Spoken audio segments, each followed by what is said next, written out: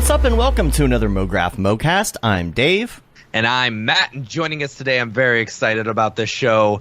Founder of Swordfish in San Francisco, the super awesome motion design studio, Mr. Matt Silverman. Hi there. And Mograph is a supplement to our site, Mograph.com, which is a motion graphics tutorial site with tutorials, plugins, podcasts, and other Mograph stuff. And on the show, we talk about everything ranging from motion graphics to Cinema 4D, After Effects plugins, render engines, doing business, doing taxes, being a contractor, or working for the man. You can email us, info@mograph.com. Let us know what you think about the show. Questions, comments, concerns, queries, grievances, artist suggestions, show topic ideas. We're on Facebook, Twitter, Instagram, YouTube, TikTok. Hello, TikTok. And Mograph.com. Check us out on all the things and subscribe and all the things. We have a lot to talk about in the week wrap-up today. It is a big week. Yeah. Yes. It's a huge week. We got, if you haven't joined us before, we were talking about this before the show. We got to do the week wrap-up at the beginning of the show. We got to tell people what's going on. There's a lot to know about the previous weeks. We can't just immediately jump in and know everything about Matt Silverman. We have to tell everyone how our week was. That's right. And we got to tell everybody, what happened in the world of motion graphics. Matt, for example, was on the 3D Motion show last week. If you missed that, make sure you check that out. And, doing some classic Mograph, Check out that good old classic Mograph. Yeah, not showing off anything new that you couldn't have done in the past, 4 years, 5 years. Some people haven't seen that stuff. Right. You know, every day somebody's born that hasn't seen the Flintstones. That's true. That's a Merlinism. Merlin man. But you just got back from your LA trip and your arms are tired. Yeah. Oh my gosh. I took a red eye this morning at 1 a.m. out of LAX. Left immediately from the Otoy party to the airport. And then flew and had my person sitting next to me, the random stranger, fall asleep on me for the entire flight. So that was fun, But yeah, this weekend was awesome. Motion Plus Design was in LA this weekend, and it was so good. There were so many amazing presenters. Just the cool stuff that people were doing was fantastic, and got to hang out with Winbush and Beeple and James Ramirez and EJ and all the cool motion designers. It was very, very fun. Yeah, Beeple. Man, Beeple was all over the place. I get to meet his wife this weekend. Oh, yeah?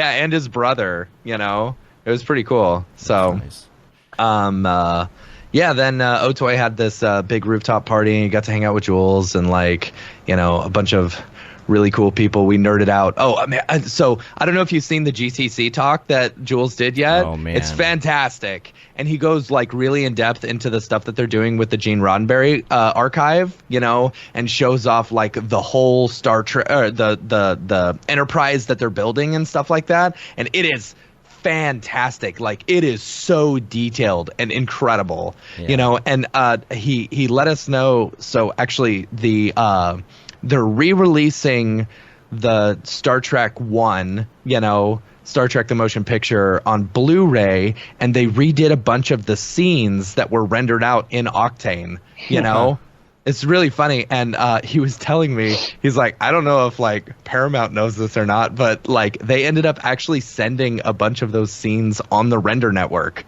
in order to get them rendered for the Blu-ray release, which is really cool, It's neat to see that happening. But you got your comic signed, right? I got my comic signed. I was super excited. Jules was really excited about I was I ran over, I grabbed my comic because Matthias had reminded me, and so I went and grabbed it, and he saw it, and I was like, can you sign this? He was like, oh my gosh, yes, someone take a picture of this. It was fun. Yeah, it was cool. Yeah. So, and then got home, and now I'm ready for a show, and I'm super tired, and I'm loaded up on Monster Energy drink. Yeah, so like you do. Like you do. We got a couple other things to talk about the week wrap-up as well, like the NAB, the NAB shenanigans in general. If you have not checked out mograph.com/NAB 2022, make sure you check out that video with us and EJ. We talk about the parties and things, but we are talking about the possibility of doing our after pinball party shenanigans. Yes. Because we weren't going to do it. Karaoke. We're thinking about doing it. Here's the thing. I don't know if we can talk about why, but sure, we'll I'll talk about it later. why. I don't know. So okay. It's fine. It's fine. So when Beeple messages you and says, "Hey, why aren't you doing this party? The last one was awesome," and he offers to pay for it, then you're like, "Okay, I guess we'll do the party." So we're gonna do the karaoke party again. Asterisk. Pending availability. Yep. We don't even pending know. availability. Yeah, we'll figure it out. We'll be maybe off the record Mograph. Yeah. Yeah. So only the people who listen to this people episode in will the know. Yeah. Right? So we're working on it. So keep an ear out for that. It would be after the pinball party on Tuesday. Yeah. Just wanted to put that out there. Also, make sure you check out all the courses, of course. Got to remind you to check out the courses. The Brush Up course, if you want to learn Procreate, make sure that you check that out. And then, of course, the Houdini and Unreal courses. Mograph.com/classes and Mograph TV. Make sure you turn it on and rip the knob off. Put it on at your place of work. Yep. Put it on it. Always streaming. Hashtag always streaming. Always live. I was talking to Mike this weekend about his like offices, because he's building out this whole thing, and he's like, "Yeah, you got to come down and see my office." I was like, "What is it? Just a desk and like Fox News and CNN on the other one?" And he goes, "No, you got to see." He shows me a picture. He's got 6 freaking TVs on his wall, and I'm like, "Why isn't Mograph TV playing on one of those TVs?" That's right. Yeah, Yahoo News. You don't need Yahoo News. You need Mograph TV, dude. TV, yo. That's what you need. And then two other things. One real quick. Make sure you check out the new article on the site, or you might see it pop up in your splash screen for Cinema 4D on Jags. And all things Jags and all things Jags has done lately, including the Halo thing. I think it's funny that some people might open Cinema 4D and click an article and read about our Halo team. Right. So it's kind of fun. It's the dream. That's the dream right there. But lastly, this is what we really got to dig into here for a second before we get to Matt.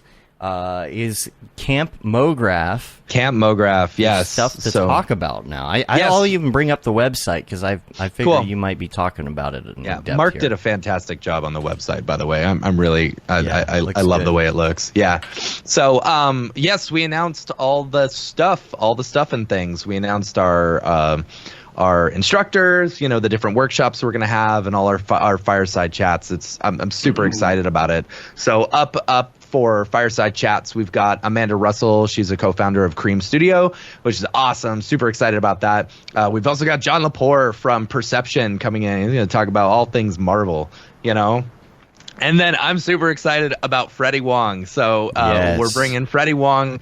He's if you don't know Freddie's work, he's done a bunch of stuff with Corridor, and produced Video Game High School, and has done TV shows and movies and short films and worked with a ton of different like amazing directors and actors and stuff. It's super, super cool. I'm really excited for him to, kind of like just talk about everything that he's done in the past, which is great. Super excited about that. Yeah. He was a big influence on me for like compositing and stuff like that, even though I'm pretty sure we're the same age, just being able to watch him and watch his breakdowns and stuff like that was pretty cool. Yeah. So, then we've got 6 different workshops being offered, which is exciting. We've got Billy Chitkins teaching storytelling in Mograph, which is cool. And then Tori Bryant is going to be doing a painting class. Super excited about this one. We even picked out the perfect area. There's this big like dock that overlooks the the water and the ocean and stuff like that. And we're going to be doing it outside, hopefully as long as weather permitting. Yeah. Yeah. And then we've got Sean Dumont teaching screen printing. So we're going to actually be like screen printing posters and like pulling inks and stuff like that. It's going to be so much fun. I'm super excited about that. And then Amoni LaRussa doing some like hands-on texturing and stuff like that, very kind of similar to the Surface Imperfections workshop we had last year, but like actually like creating textures instead of like surface imperfections. Super cool.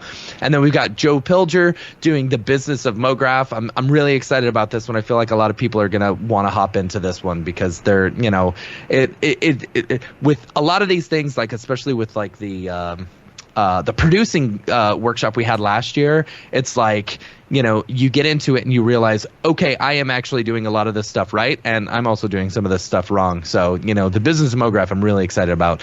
And then Jen Van Horn is going to be teaching time and task management for Mographers, which is super exciting. Very, very exciting. So if you go on the website, campmograph.com, we've also got a daily agenda so you can kind of know what to expect and all the amazing activities. You can also check out the lodging. So the lodging is a big thing that we're changing up this year. We've got 2 different options for lodging.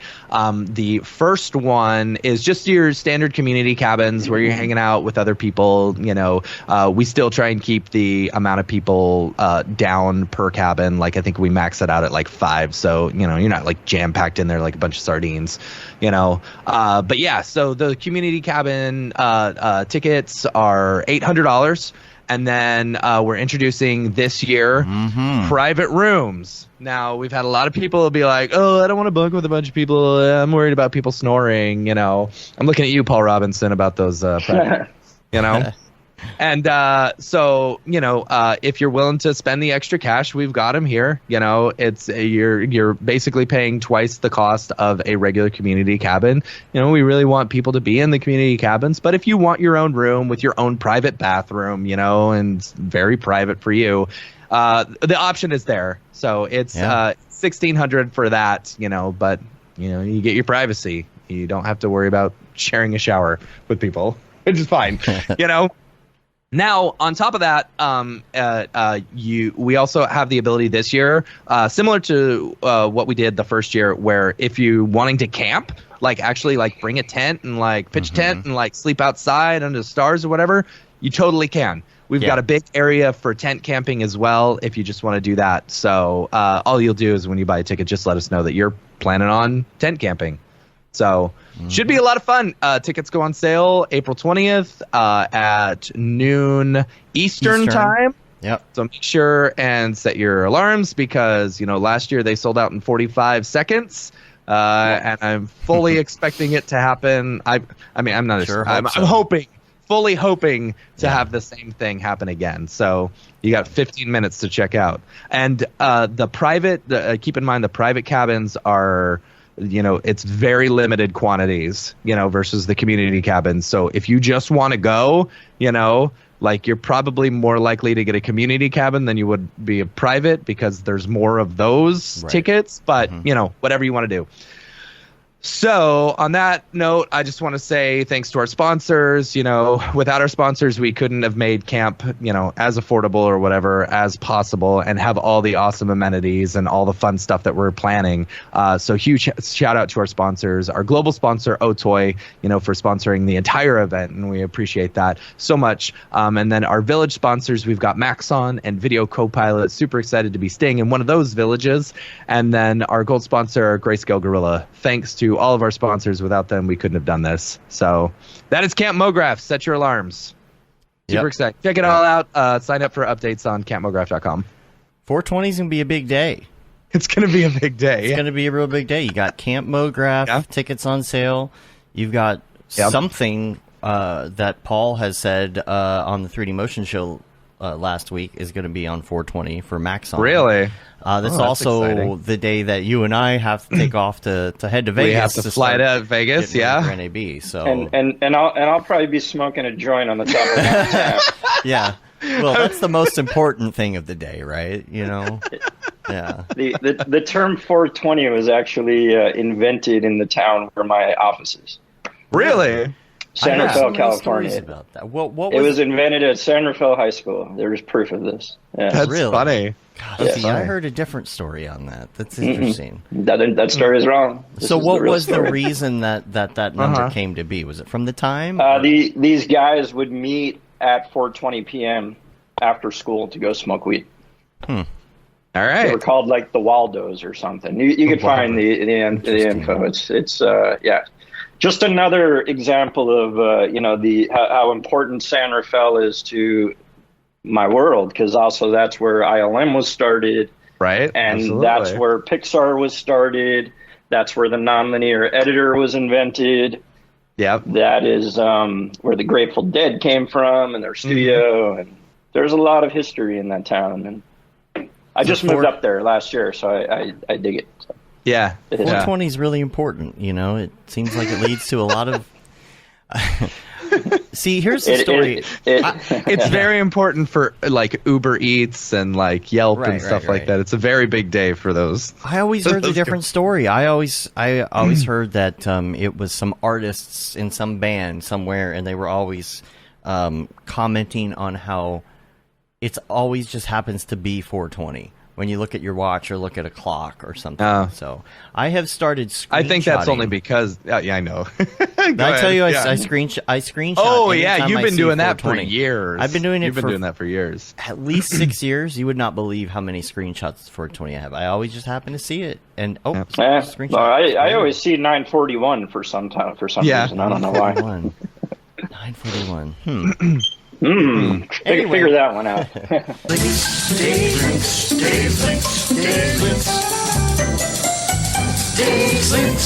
Two links I wanted to mention real quick, just because we already hit one of them. We already touched on one of them, so I figured we'd get them out of the way real quick.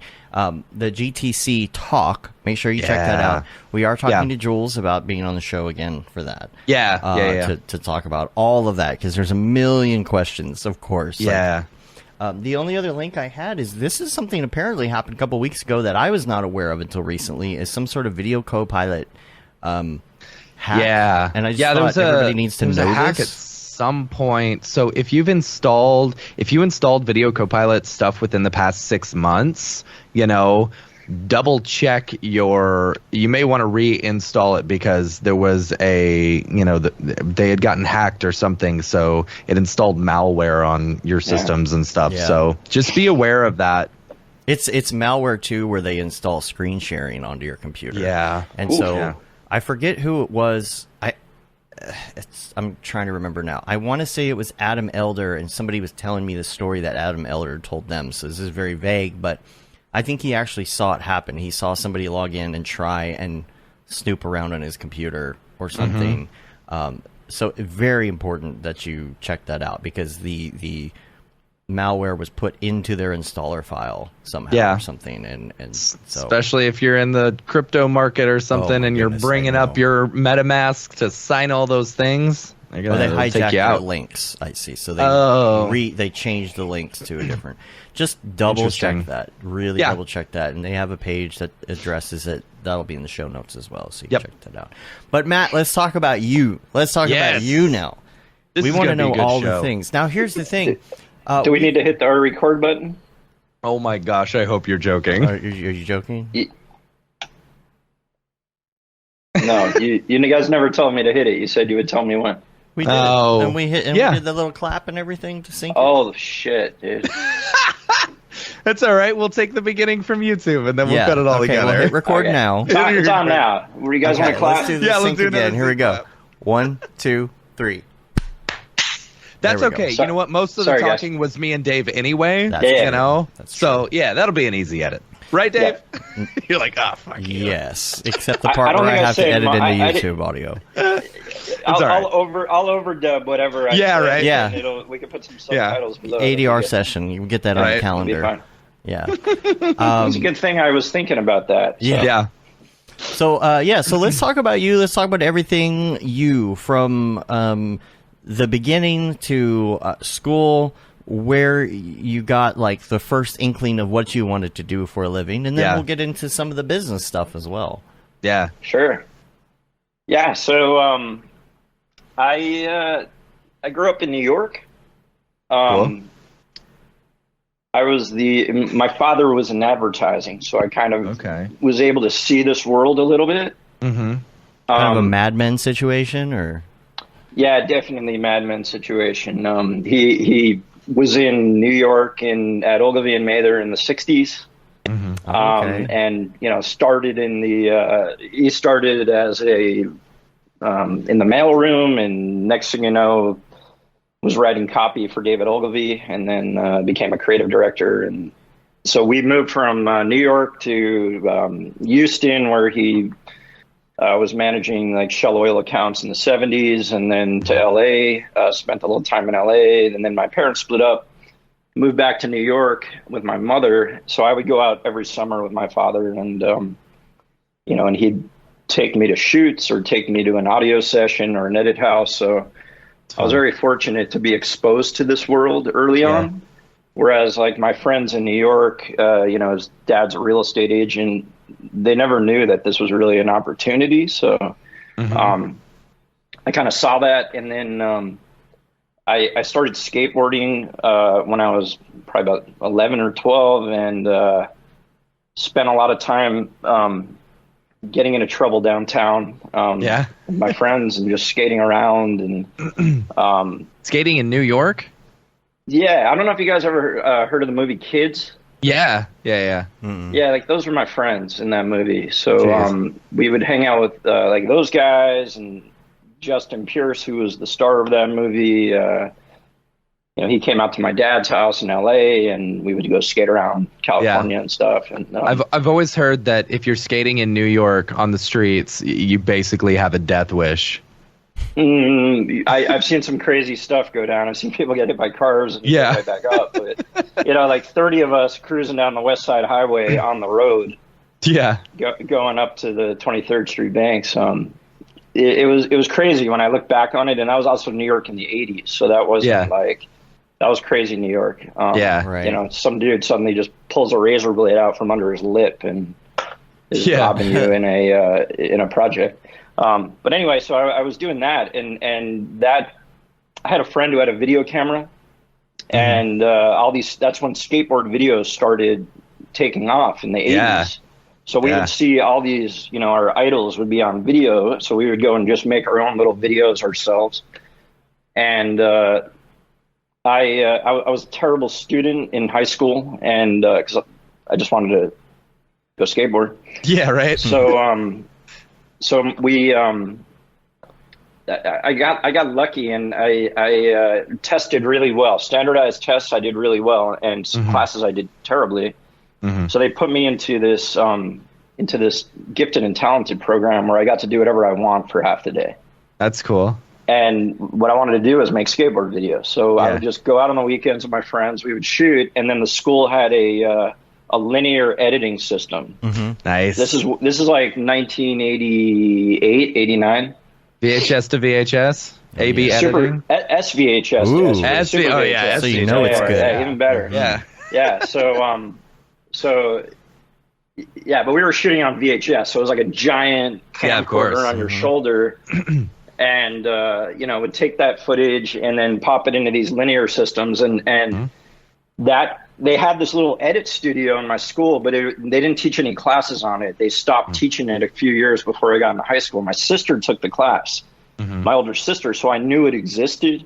Yeah. So when I said I want to edit videos, they let me into that room, and the old teacher taught me how to do the stuff, and I would just do it I would do it on my own. So that kind of is what got me into it. Yeah. Just kind of editing and shooting, and I thought I wanted to be an editor. I didn't know what I wanted to do. I knew I wanted to get into filmmaking. They told you not to assemble edit, right? Like, don't assemble it. You'll ruin the whole thing. You don't want to punch a hole in it. Yeah. I did it both ways. I did assemble edits and I did insert edits. Yeah. And there's a reason for both. You still do those when you're working in Resolve or Premiere or whatever. Yeah. But it was like, when a guy I worked with, a mentor of mine, once told me there were no good old days. And it's kind of true. Like, you look back and it's like everything was harder in the past. So I did that kind of stuff. Editing. It was terrible. Yeah, but it was cool. I was able to get music and cut the stuff, and I made a 40-minute skateboard video. Wow. And what's crazy is that I made it thinking maybe 20 of my friends might watch this thing with me. And I lost my only copy of it in college. And I've always I know some of my friends somewhere is going to find the full tape, but what ended up happening was that I found a bunch of clips from that video on YouTube. Crazy. Nice. Years later, I'm talking maybe 10 years ago, I found these clips, and some younger kid got some of the source footage from his neighbor, and he put them up on YouTube, and there's over 100,000 hits on this thing. And I'm like, crazy. If you would have told me in 1988 that, knowing what a computer was in 1988, like a Commodore 64, like one day the whole world is going to have these things and watch your 100,000 people will watch your skateboard video is absolutely insane to me. Like we're definitely in a simulation. Like there's so many things in my life where I'm like, this just can't be real. You could have sold bootlegs on the streets, man. Right? Nobody who would have bought it. Like there were 20 skateboarders in New York at the time. Like who cares about this? So, but now it's like, but very few people are actually shooting that time at the Brooklyn Bridge and the Brooklyn Banks, which are historic, and all these, a ton of footage of my friend Jeff Pang, who was the first professional skateboarder ever out of New York. It's like I was just shooting them. We were hanging out and get those footage. So anyway, I did that in high school, and then I got into San Diego State because that at the time was like the hotbed of skateboarding was San Diego. Right. So I was like, I'm moving to San Diego, and I'm going to go skate. And San Diego State at the time was the #1 party school in the country. So this is where my priorities were. Like, I'm going to go to the party school, and I'm going to skateboard. And then I got out there, and I couldn't get into their film program. So it was called an impacted major at the time. So it was like you had to have good grades, and I had pretty poor grades coming out of high school. I had like a 2.7 grade point average or something. Nice, me too. So I went out there and basically just took whatever film classes I was allowed to take, which was essentially film theory and film history. So it was like watching a lot of movies and learning about how to make them, but not able to actually make any. There was no production classes I was allowed to take. Yeah. And it's such a tease. And I also I wasn't shooting much. I was just really enjoying college and partying and skateboarding. It was like I found myself just skateboarding more than ever and not caring about picking up a camera. I was just out there skateboarding. And one day a friend of mine that I skateboarded with, there were two friends of mine. One of them, they suddenly both got Macintoshes at the same time.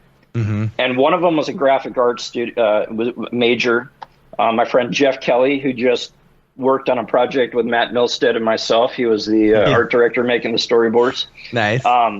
But Jeff had a Macintosh, and he was studying graphic design, and I saw what he was doing with Photoshop and Illustrator. And I was just like blown away that you could do this on a computer. This is 1994, I think. Yeah. And then another friend of mine, Carlos De La Fuente, he got a Mac Quadra computer with a video spigot thing that was able to capture the video into the computer and make postage size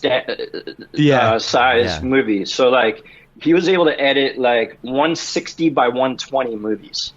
Pixels, like maybe 320 by 240 if he was lucky. And back then, like, standard def was like 640 by 480, or if you got up to D1 professional resolution. Like I don't even know if D1 was a format back then in 94, but that was like 7 film, or not it was a tape format for sure.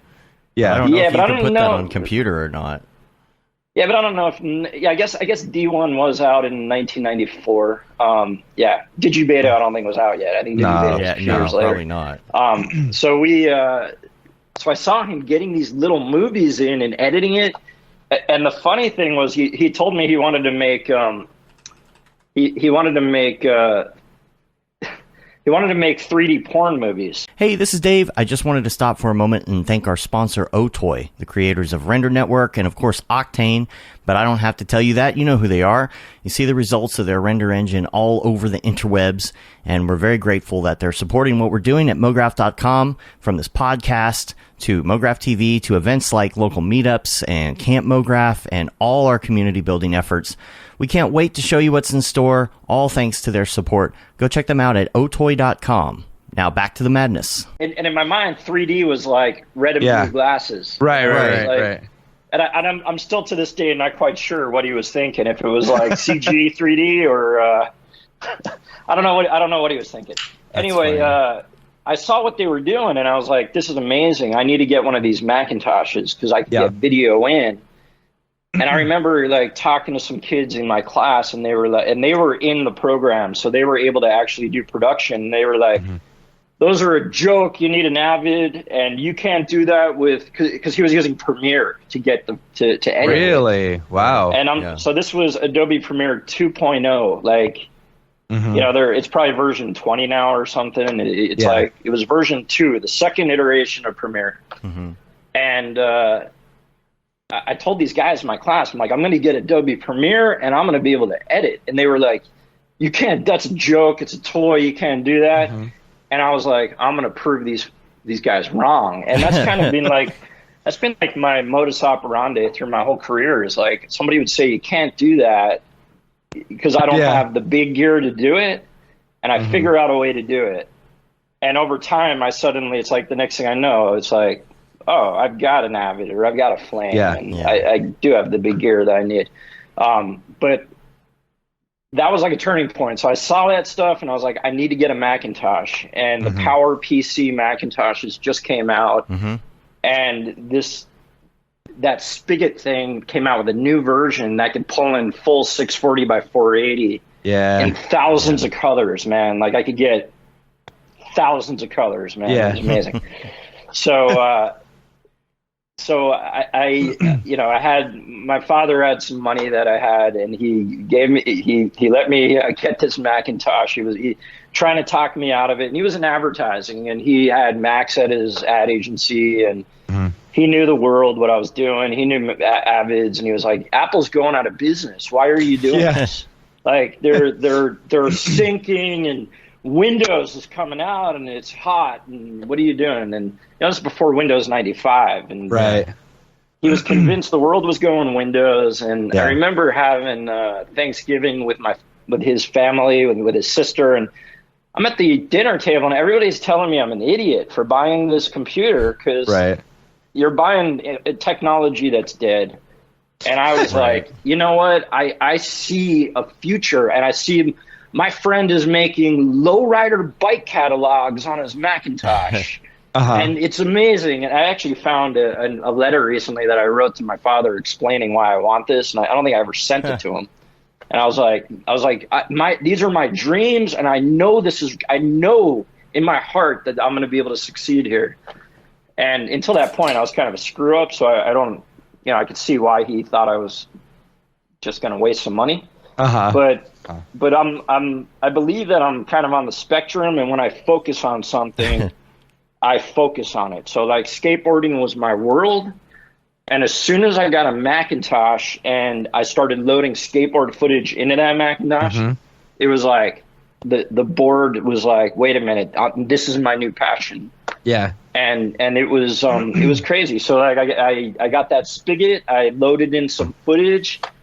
And I cut the very first skateboard video that I made in there, and it probably had like 38 different transitions in it. Nice. It had everything. Star wipes. Star wipes, everything. And I was like, it blew me away that you could just do this stuff. And and that was it, man. And like that was the beginning of it all. So the Mac, I got a scanner with it.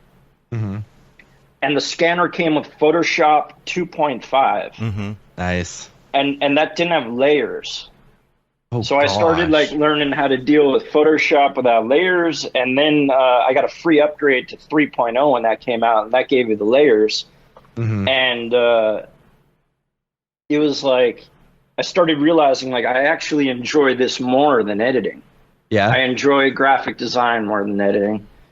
And at that point, I was in my third year of college, and I was like, I didn't have a major. I was undeclared, and I took every class I could take that I was allowed to take. So I applied at San Francisco State to their cinema department. And I moved because I heard that there was a thing called multimedia happening in San Francisco. That was such a buzzword at the time, wasn't it? It was such a buzzword, and I didn't know what it was. I just heard that it was happening up there. And I later realized, like, the tutorial I watched on how to use Premiere that came with it on CD-ROM was a Macromedia Director multimedia authoring thing. You know, it was like I was watching. I had seen it, but I didn't know what it was. And so I moved up to San Francisco and got into the film department up there. And the beauty of their cinema department was that you could take any creative arts class and get credit towards your major. That's cool. That's cool. So I just kind of floated and like immediately jumped into a Super 8 class, shooting my own Super 8 movie. Nice. I jumped into a 16 millimeter class where we got to like put a team together and make a short film on 16 millimeter, and actually ended up working with this guy Aaron Meza on our short film. And Aaron became like a big skateboard videographer dude, and like one of the all-time most, you know, shooting with Spike Jonze. And I was in class with him, and he was like, "Hey, I just got a gig with Spike Jonze," and became like Spike's main videographer guy for his skateboard company, Girl Skateboards. That's cool. So it was like shooting, and then I was able to like flip over and go take animation classes. So I got into traditional animation class where we were doing you know, cell animation with flip books, and you know, we had you know, a little multi-plane camera system. Cool. And that was pretty hard because I was already starting to like dabble in animation and computers, and I was like constantly looking for undos as I'm drawing.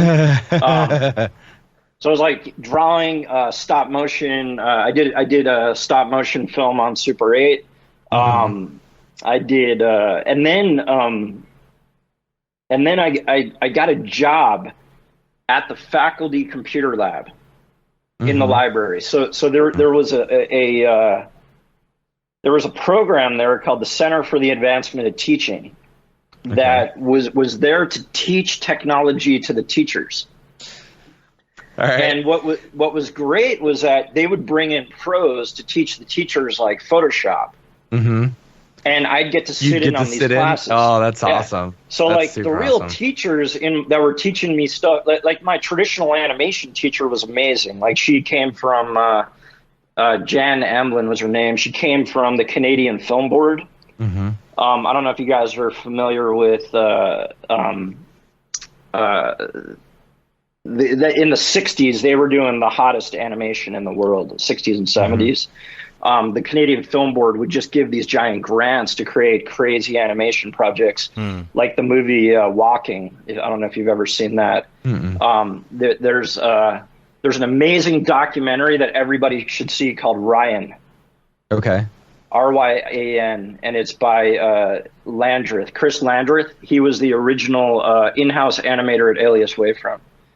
So he was pushing when Maya came out, he was the guy in-house pushing it, and he'd win Academy Awards every year for short films with what he was doing. And he made one called Ryan, which was about Ryan Larkin, who was the superstar genius of the Canadian Film Board.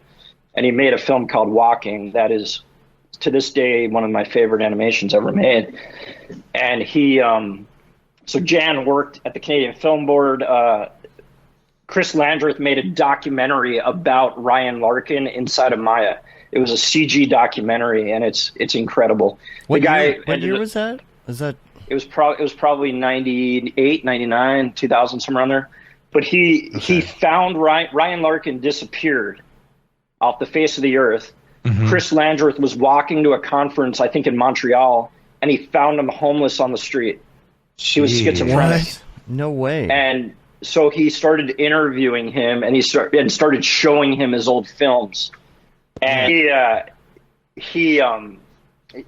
was when Maya Paint Effects was coming out, so his whole brain was open on the side of his skull, and all this Paint Effects stuff was happening. Yeah. Incredible film. It's my favorite. I think I'm watching. It's like 15 minutes, right?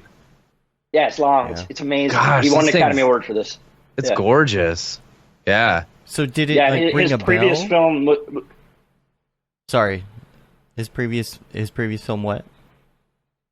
his previous film was like the first time I'd ever seen CG hair. It's really crude, but yeah, he had CG hair, and yeah, it's amazing guy. Yeah. What did he think of seeing his own stuff? Like, did he remember it? Do you know if he?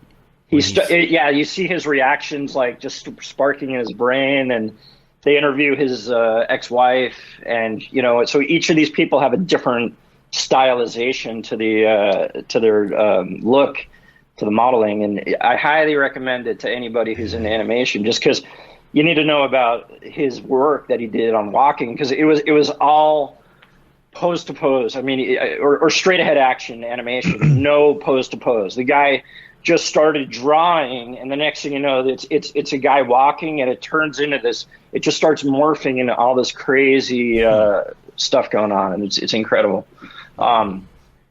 Is this post Bingo the Clowno or Bingo? You remember Bingo the Clowno? He did Bingo the Clowno, so he was the director of Bingo the Clowno. Okay. Yeah, and that was before. It was actually after Bingo, because Bingo was the first Maya example, and they showed that at SIGGRAPH, like 98, I think, ish, or no, I think it was 98. That it was late? 98. Okay. Because I was there at it was in Orlando, and in the Electronic Theater was the main screening, and it that blew me away like no other CG I'd ever seen. The CG lighting in that, and I seeing it in a big theater on the big screen, it might have even been like printed to film at that point, because it was before HD, I think, and it was absolutely incredible. So Chris Landreth, top dog. I'll put that link in the show notes too. Definitely put those links. So I was learning traditional animation. The stuff I was learning in class in computer graphics or anything, the teachers really didn't know anything at that point. Right. There wasn't much out there to really teach about After Effects or anything. And I got this job at the faculty training lab. So I was getting trained on how to use the software. And I remember they came in to train us on Windows 95 is coming out. It's going to be a big new thing. And at the time, like, all the heavy CG work was done on Silicon Graphics workstations on IRIX. So it was like you either had those big $50,000 or more computers running $30,000 software, or you were down on a Macintosh trying to find the cheap software. Right. And when I got to that lab, there was a guy working there, and he like gave me a CD-ROM full of cracked software, and like on there was on there was Cosa After Effects 2.0, and so the second version of After Effects, and Electric Image, which at the time was the professional 3D application to use on the Macintosh. Yeah. Okay. So the evolution there is Paul Babb. Paul Babb was the product marketing manager for Electric Image, and he brought Cinema over from Germany. It was an Amiga tool. Right. Okay. And the first 3 people or so that he gave it to, I was one of those people. Wow. And I'll explain how that happened in a second. So anyway, we were I was in this lab, and the beauty was, besides getting the education on how to use all these tools, that lab had a $50,000 a semester budget, whereas the student lab, all the student labs had 15,000 combined, and we would get 50,000, 50. Jeez. For the teachers, which is so screwed up, in my opinion. Yeah. And what was even more, and that's when I learned about like budgets and bureaucracy. Right. So, like, my boss would come to me and be like, "Hey, you need to buy some. Here's $50,000. Spend it. If we don't spend it this semester, we don't get it next semester." Jeez. So, so back then in 1995, like, if you wanted to buy stuff, there was no internet. Like that lab is the place where I first saw Netscape and the World Wide Web. Right. Before that, it was like America Online and Prodigy and these services that I would see, but I had never seen the web. So like, if you wanted to get software or hardware, you'd get these catalogs in the mail, these like Mac Mall catalog, computerware catalogs, and my boss just hands me these catalogs, and she's like, spend $50,000. So did you like have to like did you call anyone and be like, hey, tell me more about your products, or you just like, did you already okay, know this is what you cool, wanted? I'm gonna order this? So I would like hear about stuff in like Macworld magazine and stuff, and the so I would be like, I want a video capture. I want like the high end video capture that I couldn't afford. So I bought like these Target 2000 cards and these. Nice. Oh man. I bought these, so I could hook up computers, and I bought Mackie mixing boards, and I bought microphones and After Effects and all the stuff. And what was crazy was that when I quit, I had just bought a whole batch of stuff for the next semester. And I later went back to say hi, and it was all sitting in boxes in the closet. Nobody knew. Yeah, nobody knew what to do with them. Yeah. That's how my But friends the got a hold of teacher- copies of 3D Max back in the day. The teachers had no idea what it was. It was just sitting in the closet. What was sad is they should have then just like taken them over to the students to give the students access to the stuff. Right. But Yeah. instead, they sat in the closet so she could get her next semester of budget. That's so which messed is up. just Or if insane. you have that kind of money as a teacher, you get that stuff and you have time to dig into it and like. But yeah, I had the same situation when I was going to classes. It was multimedia class, and the teachers had no idea what to teach. Yeah. Oh, that was my yeah. that was my software entire just goes to waste. college at the Art Institute. It's like all the teachers were former students who couldn't get actual jobs, so they came back to teach. Did you yeah, get a Bernoulli? I'd have my 3D Bernoulli drive. Yeah, Bernoulli drive. Yeah. I never had one, but my friend Jeff, who was the graphic designer, he had one. We would use SideQuest drives in class, which were similar. Yeah. And what was great, what was funny was those SideQuest drives. They were like big, giant spinning hard drives that you would slide into these cartridges, and you would have to hit a button so the hard drive would spin down, and then you would slide a lever and it would pop out. And when working at that lab, I remember like people would slide the lever before it would slide down, and the cartridge would fly across the room. And it would ruin the cartridge, and they were $80 for like 88 megabytes, I think. Jeez. So it was like you're spending a fortune on these things. So anyway, we in that class, the dude who gave me the cracked software was like, hey, there's a 3D animation class in the grad school, a master's class. And he's like, I'm going to apply. And we were both undergrad. So we like put together a little demo reel of like all the crap that we were doing, and went in and we applied for a grad school class, and we both got in. That's cool. So we're in this grad school class, and the teacher was on a sabbatical for like 3 years or something, and just came back to teach this class. Okay. So there was a 3-year gap in what she knew. And when she was teaching prior, she was teaching the school had SGIs to teach Wavefront. Okay. Which back then there were 3 professional 3D programs. There was Alias Power Animator, there was Wavefront Explorer, and there was Softimage. Okay. Those were the 3 companies. And like the dinosaurs on Jurassic Park were done in Softimage. Right. When you needed to create particle systems, you would use Wavefront. That had the best particles. Power Animator was, I'm not even sure where that was being used. Yeah. And then there was also actually the other big one was Infinity? Side Effects.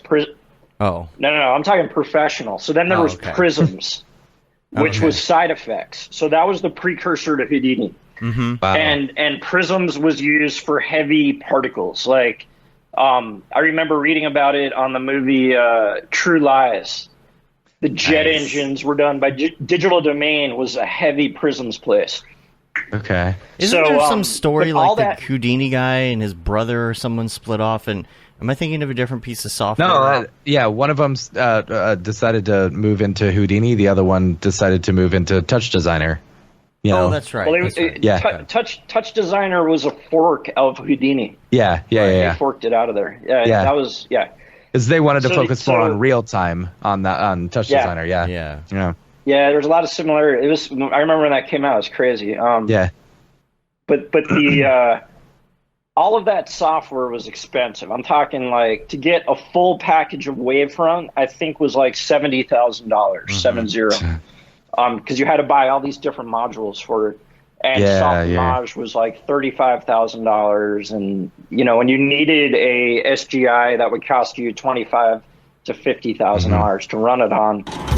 Hi, my name is Sashia Dumont. I'm a writer, actor, and filmmaker. Hi, my name is Paul Robinson. I'm a director, DP, and filmmaker. We are the creators and hosts of the Go Gorilla Filmcast, an online source for all things indie film. We are a husband and wife film team and co-owners of Sen3 Productions, and we started this podcast for filmmakers like ourselves who were producing on micro budgets with skeleton crews. Go Gorilla is a weekly podcast that features various talents in TV, film, and web series productions.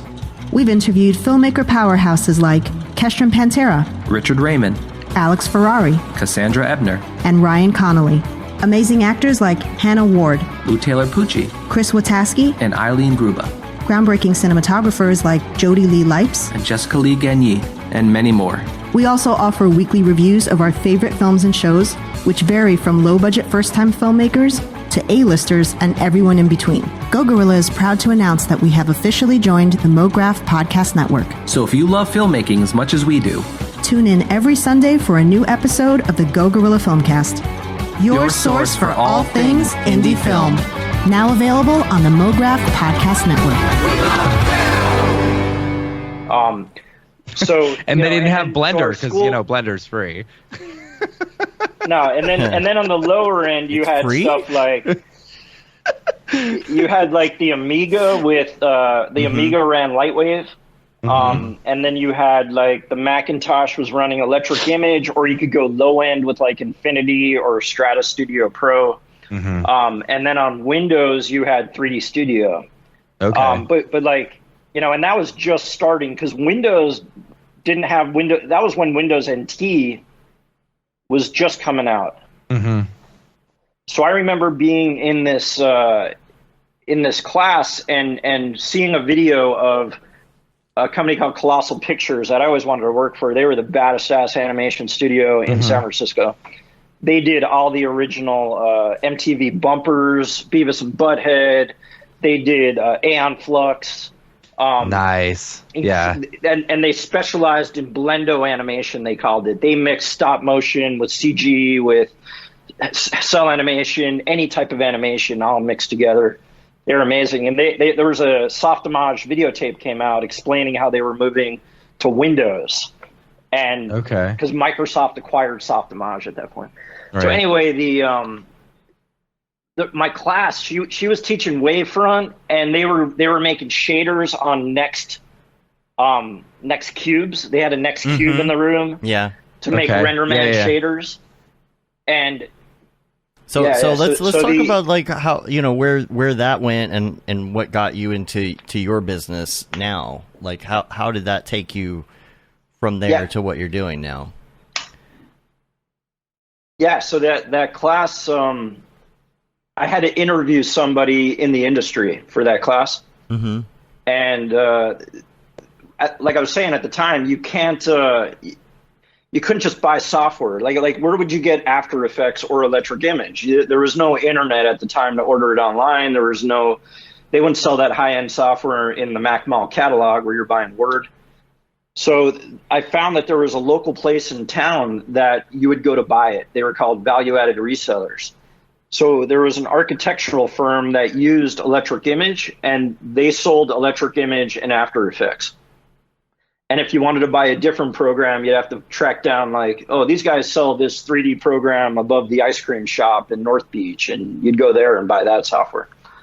So the place that sold After Effects and Electric Image would do user groups, and I went over there, went to a user group, and there would be like 10 guys gathered, and that was it. There was like 10 people in all of San Francisco who used After Effects. And one of these guys that came and presented there came to my class, and I got to meet him, and he showed me After Effects actually for the first time. His name is Fred Lewis, and he now works full-time for me.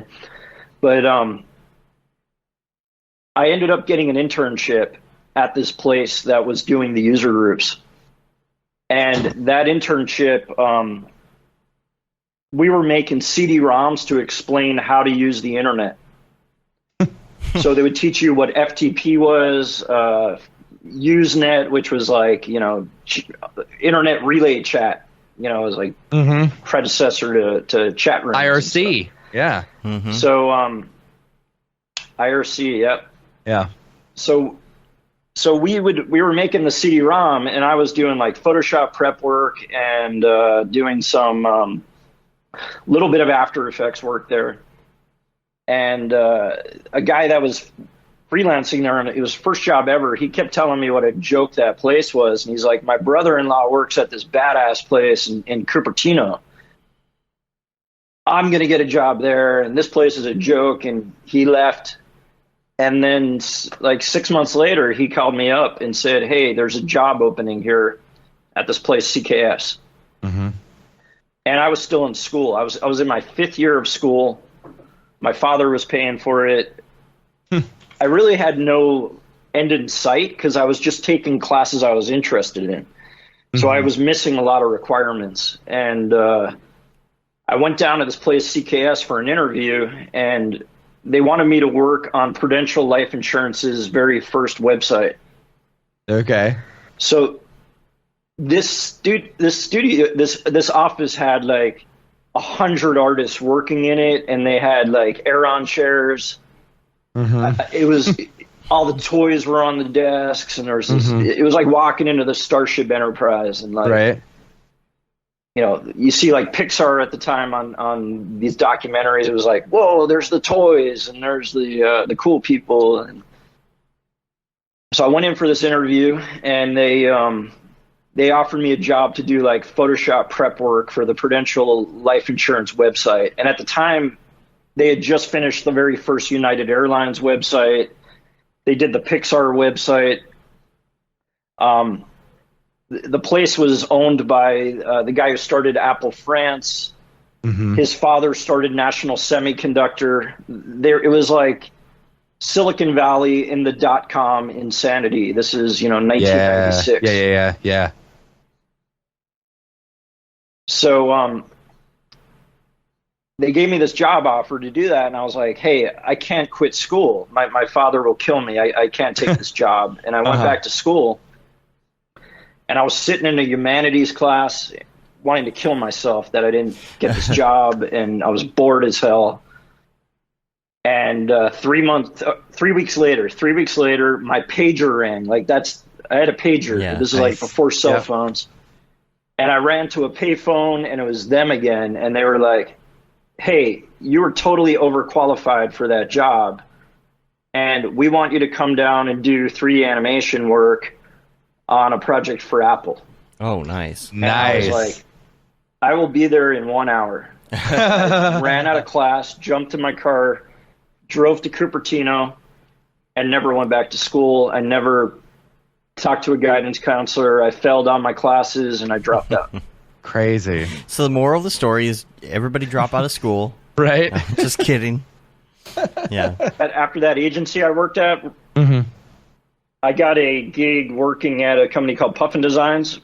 I was I was beta testing their software. Yeah. And that software was made by Scott Squires, who invented the film scanner. He was an effects supervisor at ILM on Star Wars Episode 1, Dragonheart, The Mask. He owned the company that did the work for Blade Runner. He was Douglas Trumbull's assistant on Close Encounters. Cool. So I went to work for him, and he was bringing software that him and John Knoll were making to the market. So those guys were building tools at ILM. Puffin Designs took them and started selling them. So, yeah. So tell anyway, us. I was working there. gave a demo to these guys at Phoenix Editorial, and they were doing top editorial company in San Francisco, doing TV commercials for all the big .com players at the time. Mm-hmm. So we were doing the original Yahoo commercials, Do Yahoo, all that stuff. And I eventually I was freelancing for those guys, and they made me a deal where they said, hey, if you work out of our office all the time, we'll give you free office space. And in exchange, we'll actually give you $25 an hour to just sit here in case anything pops up on our TV commercials. Mm-hmm. We just want you to be here. And then when you do real work, we'll pay you your rate. That's cool. So they had a smoke there. They had a discrete smoke, and they had Avids, and we're doing big TV commercials. They had the digibetas. They had all this equipment there. Mm-hmm. So I did that. Worked on a ton of TV commercials with those guys. And then one day I ended up at an auction at a big post house in town, and I won a bid. I won the auction on their flame. So I bought a flame for $1,800, and this is back when it cost $180,000 for the software. Yeah. And you were able to bill out like $800 an hour for this machine. So I figured out how to use it, and we had the clients who are already coming in from the ad agencies to work in the smoke. So we were able to basically say, instead of having one discrete room, we have two. Mm-hmm. So immediately clients were coming into my room, and I started like making a bunch of money off this stuff. So that company, Phoenix Editorial, said, hey, how about we make you a partner? So I became a business partner in Phoenix Editorial, and I sold them the flame base. I gave them the flame basically in exchange for the stock in their company. Gotcha. So I did that, worked on TV commercials with those guys for about 6 years. Mm-hmm. And I was getting sick of just doing like end tags and a lot of like invisible compositing. Mm-hmm. We did some Super Bowl spots, which was cool. Made a dolphin talk for Yahoo and a bunch of like warping in flame and stuff like that. And I decided that I really wanted to get away from commercials and working with ad agencies and back to what we were doing at CKS, which is working directly for the client, creating motion graphics. Mm-hmm. And so instead of doing like a 5-second end tag, I could get to do a 90-second motion graphics piece. So we split off a division called Bonfire Labs. And that became focused on direct to client, while Phoenix Editorial continued to work with ad agencies on editing projects. So started to hook up with old friends at companies like Adobe and Apple and who else? Salesforce. We would do a lot of work for all the tech companies in the Bay Area. Microsoft, Facebook when they started. I was working with Facebook when they were operating off the Stanford campus. So when they came out with their timeline, I directed a piece about the timeline, and that led to us shooting live action stuff. So I would direct those live action projects. We would go up to the old ILM facilities and do motion control shoots up at Kerner. And after 12 years with those guys, I had a blow up with my partners there, and just decided I'm going to reboot as Swordfish. Cool. And started from scratch. Wow. How long has Swordfish been around? Yeah, what year was that? We're about to hit 10 years next month. Nice. So as far as startup and everything for that, did you how did you go about funding it and getting clients and stuff? Were you able to parlay some of the clients from the previous job and be like, hey, I'm doing my own thing, come to me now?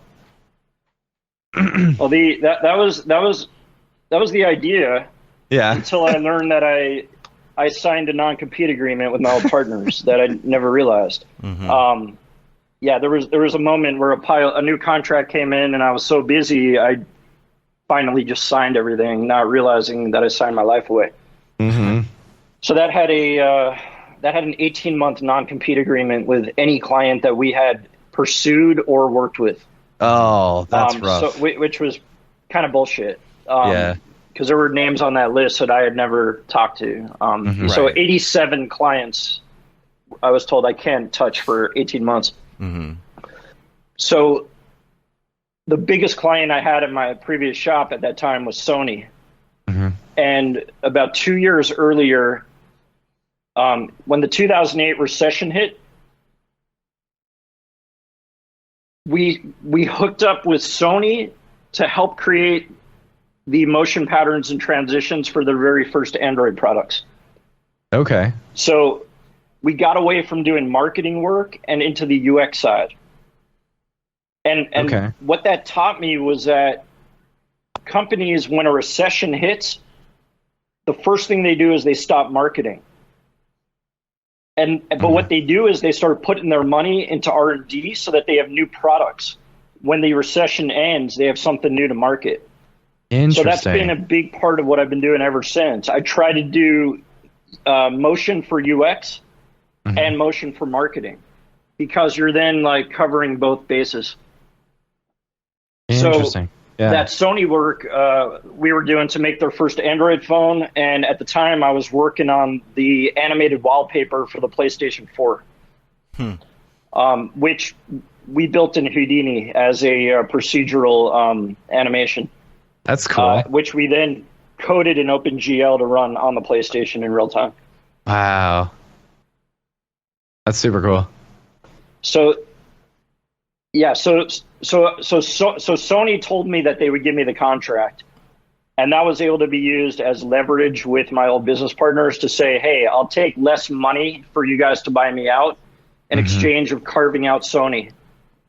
So I built Swordfish with a $800,000 a year retainer. We were on retainer with those guys. It's a pretty nice retainer. So I had the client, I had the work. I used my 401k to get through the legal process and to get an office and everything I needed to get going. And I just started. I actually started out of my house where it was like me and a laptop. And then I bought one Mac Pro on Craigslist. Oh, that's funny. The old cheese grater towers.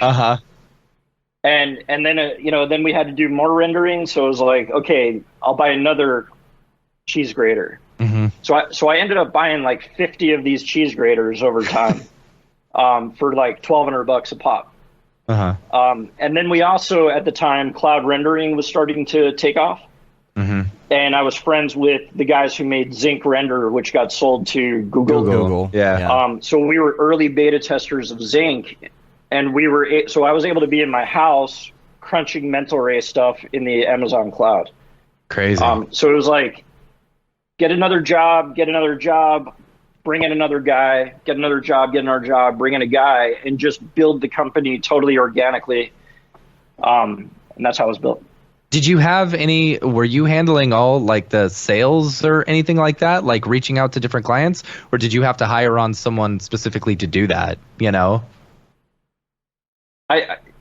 It was started basically with my contacts, and at my previous company, I was driving sales anyway. Okay. So I would be on LinkedIn hunting for people that I knew over my course in my industry, or years in the industry, and just, I tend to keep clients for a long time. My biggest client right now, I've been working with for 25 years. Wow. And I just try not to screw up. Yeah. Deliver and don't screw up. Yeah. How do you handle remote work and stuff? And to that sense, I have brought in salespeople twice, and both times it didn't work out. Interesting. How do you handle doing like the remote work and things with people? Yeah, so I've been working remotely for a long time. So as a business owner who's also on the box, I've been a workaholic my entire career. It's something I'm trying to not do anymore. It's not good. So, I started using Apple Remote Desktop probably 15 years ago. So I would be sitting at home on my laptop and remoting into a workstation and shooting off renders at the office. Mm-hmm. So I was used to kind of working that way. And then when COVID hit, we broke early because we were working with tech companies who got out, a month before the city said stop. Yeah. So we saw the writing on the wall, started getting everything set up for everybody to do what I had been doing and use VPNs, remote desktop, team viewer. And, we were able to get everybody home early, do a test. We came back to the office for a few more days and they were like, okay, let's break. Everybody went home. And that's how we work.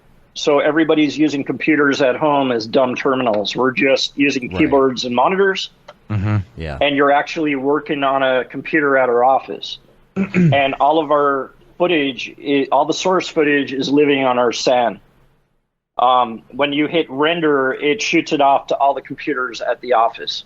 So it's kind of this like reverse cloud. We just did a big job, and Matt was on it for about 4 months. Yeah. And he was working from Texas, and yeah. One of the things that I really what I really like about the way you guys work, and this is something that Dave and I are currently working on a really big project, and I was telling one of our freelancers the other day, I was like, man, I wish I had this set up the same way Swordfish does. Because what's great is y'all, with the project that we worked on, it was like, you'd have your templated one, but then you guys built this custom code, or custom JavaScript or whatever, to where it's like, okay, no, I'm working on this one, and it would automatically rename everything and set it all up. And anytime we sent it to the cloud, you guys had this custom, or not to the cloud, to the render farm, you had this custom thing that would automatically save the project at what point you sent it to the render farm, and then would render everything out. It was a very cool way to work. Yeah,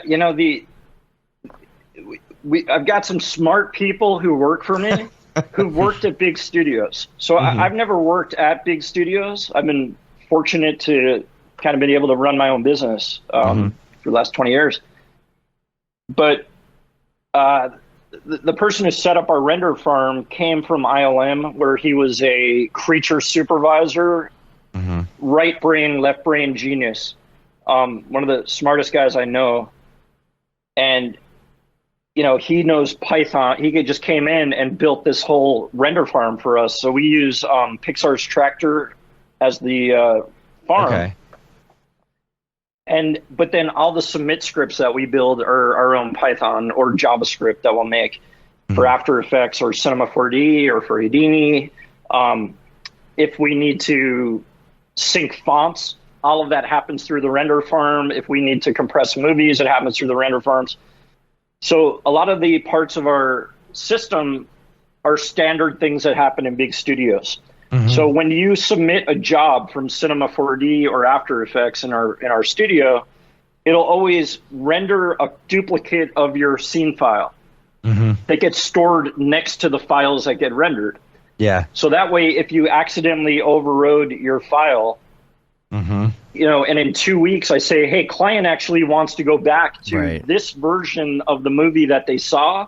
Yeah. That scene file is sitting right next to that movie as a backup. Right. Yeah, so smart.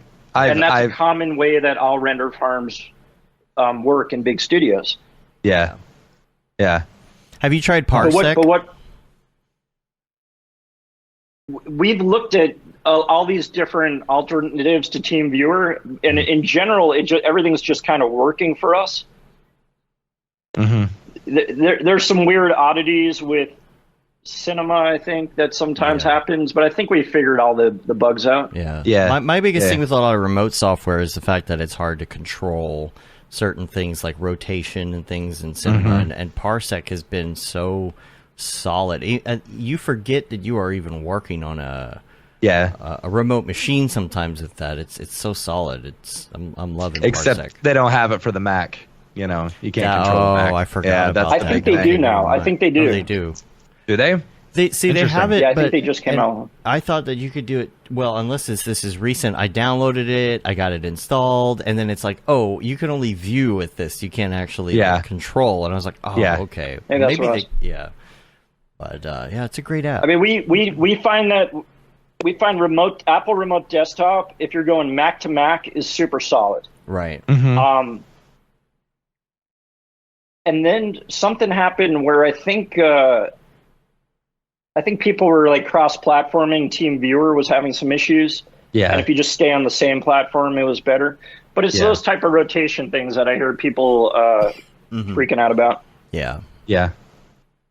When But the beauty too is like we started building more and more tools for COVID. And my favorite thing that we did is in the middle of the project I was working on, Matt, we added Slack notifications from the render farm. Yes. Oh, yeah. Yes. That was one of my favorite things. It's like you would submit a job and then you would automatically get the update in Slack saying, hey, this job is done. Like that was way cool. Like, because you could walk away from your desk and as long as you got the notifications on your phone, it's like, okay, now I know it's done, you know? Yeah, and it was great because that project, we delivered 210 shots, I think it was. And I had probably 15 artists working all over the world, and I was creative directing everybody. And so we had 205 Slack channels for each shot. Gosh. And that's how we were communicating with each artist. Oh, that's funny. So somebody's render would get done, my Apple Watch would buzz, and I'd be able to just kind of like go and check out that render. And I think after you finish, Matt, we actually added now, like when the render comes in, it gives you the hyperlink, so you can just click the hyperlink and it pulls that movie right up. That's nice. Great. Yeah. See, innovative stuff like that in order to keep your workflow, smooth. Especially that was one thing bulk. that I really appreciated about working with y'all. You know, yeah.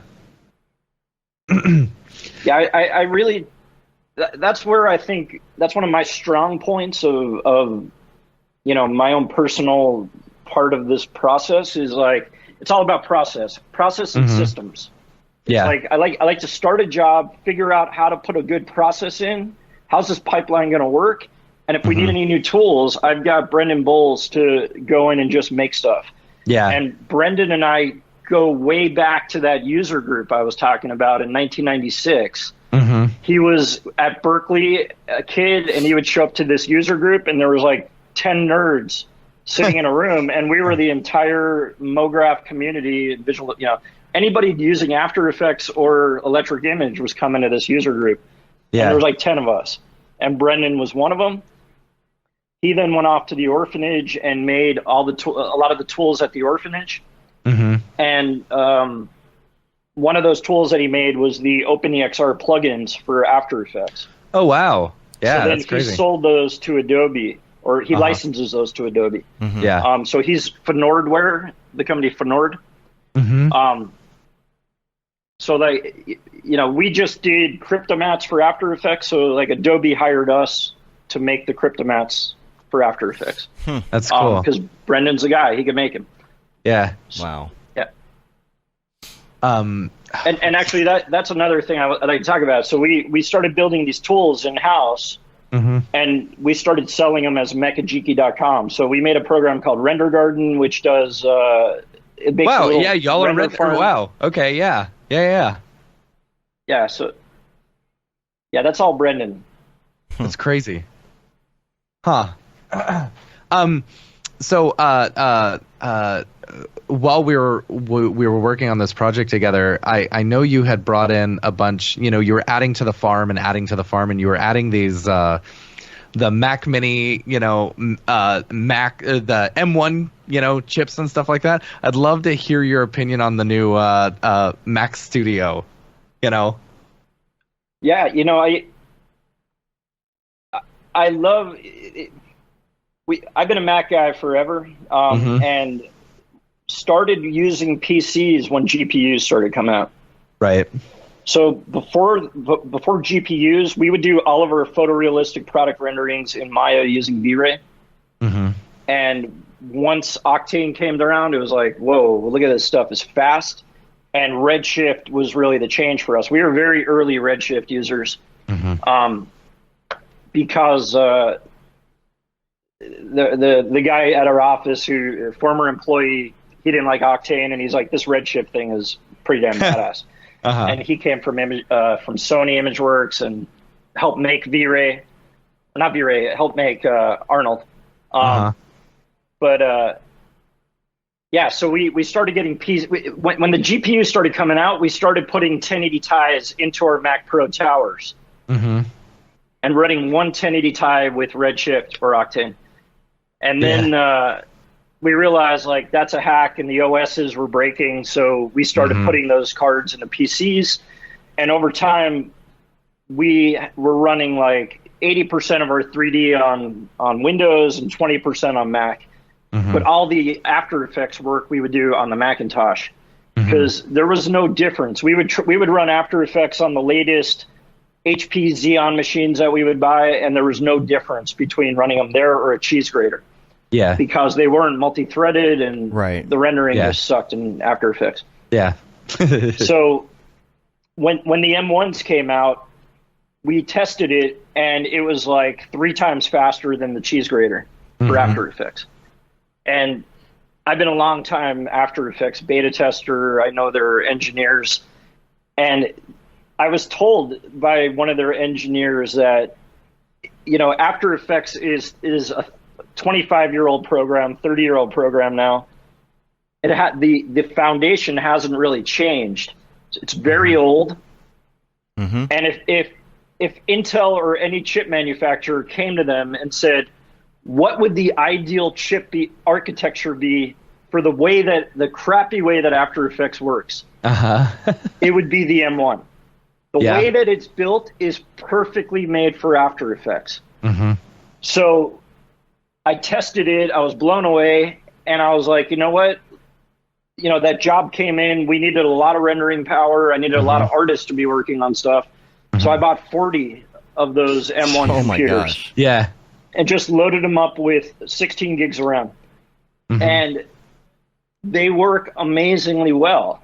The problem with them is the RAM limitation. And the RAM limitation is never causing us to like crash the program or anything. It's just limiting the duration of our RAM previews. Right. Yeah. And the project that we had you on those were essentially 6K renders. They were 4K by 4K square. So we would be able to cache like, a certain amount of time in RAM, and then you're stuck. So you'd have to work quarter res, and you still couldn't cache the entire sequence. Yeah, quarter res. So to me, what I really needed was a Mac Mini using the exact same chip that I could put more RAM in, and that's what the new Studio is giving us. Yeah. So I have one coming any day now that is the lowest end model was 64 gigs of RAM. That costs $2,500. Yeah. And to me, that's the perfect After Effects machine because it's a faster chip than what we currently have in the minis, and it has the 64 gigs of RAM. I don't need a fast GPU for After Effects. We have PCs loaded with triple 2080 ties. That's what's giving our 3D power. So that's my attitude on these new machines. They're awesome, and they're only going to get better. Yeah. I truly believe that in 5 years they could overtake NVIDIA. Yeah. It's funny because, while I was working remotely on those, the Mac Minis and stuff like that, you had talked so much about the M1 Max and that was my first experience with them. And I kept saying, I really enjoyed working on it. And I was like, man, if they just make like a 64 gig one or like a, whatever, I would buy that and I would make that my main machine, and then they literally announced the Mac Studio, but then the price is a bit outside of my comfort zone for it, Yeah. But yeah, they look like crazy. It's pretty crazy because like, I've got I got an office that is, it costs $15,000 a month to rent an office right now, and no one's there. Yeah. There's 25 desks 2 edit suites, and there's literally an office manager there just to reboot computers. That's funny. Right. And it's sad. It's weird. I'm paying a lot of money. And as I mentioned earlier, I just went into contract on a new house. And that new house has a nice big office space with fiber internet. And I'm like, why couldn't I run this all out of my house? And if everything was running on minis or those studios, they draw no power. They don't give off any heat. Yeah. If I have to put 25 PC towers into my house, I need to buy air conditioning and my bills go up. Yeah. So I'm kind of dreaming of a day where I could just kind of do, if they could get a GPU fast enough for us to run cinema. Yeah. What do you do? Where do you think you're going now, as far as having a studio space? Are you bringing people back in, or are you going to kind of cut that down? I think we're staying home. That's fun. Yeah, and I'm sure your employees we have love the that. office. If anybody wants to get out of the house, come to the office and get away from the kids for the day. Right. But I want everybody. Ideally, I would love everybody to come once a month. We're going to try to say, like, the last Friday of every month, everybody try to come to the office and work, and we're going to go out for a big lunch. Yeah. And do some. That's the biggest thing I miss is just the lunch table, the water cooler talk. We just don't have it anymore. And we've even gotten to a point where Anthony Abbott, who was on your show, he just moved. He took off and moved out of state. Yeah. So that's my first employee to move out of state, and which is a whole nother thing for a business owner to figure out how to deal with payroll taxes. Yeah. Right. Yeah. I was gonna ask. I meant to ask this earlier. Y'all work, mostly in C4D, After Effects, and Houdini, right?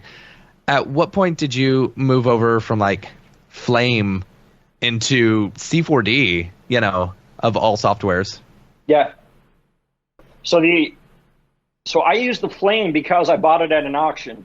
And before I used a Flame, I was the guy who was going around telling the whole world, you don't need a Flame. Like, you could use a combination of After Effects, Commotion, and Electric Image, and you've got a Flame. And you can carry it in a backpack, and you don't have to be stuck on a giant refrigerator-sized computer. But then once I got that Flame at that auction, suddenly I told all my clients, no, you have to do this on a Flame. Right. Because it's $800 an hour, and I just bought a house, so I need the money. Right. So the reality is, like, I came from that world, and as I was mentioning earlier, when I was in where I interned was the local place to buy Electric Image in San Francisco. It was an architectural firm, and I started interning there, and they were doing CD-ROMs, and I met the guys from Electric Image there.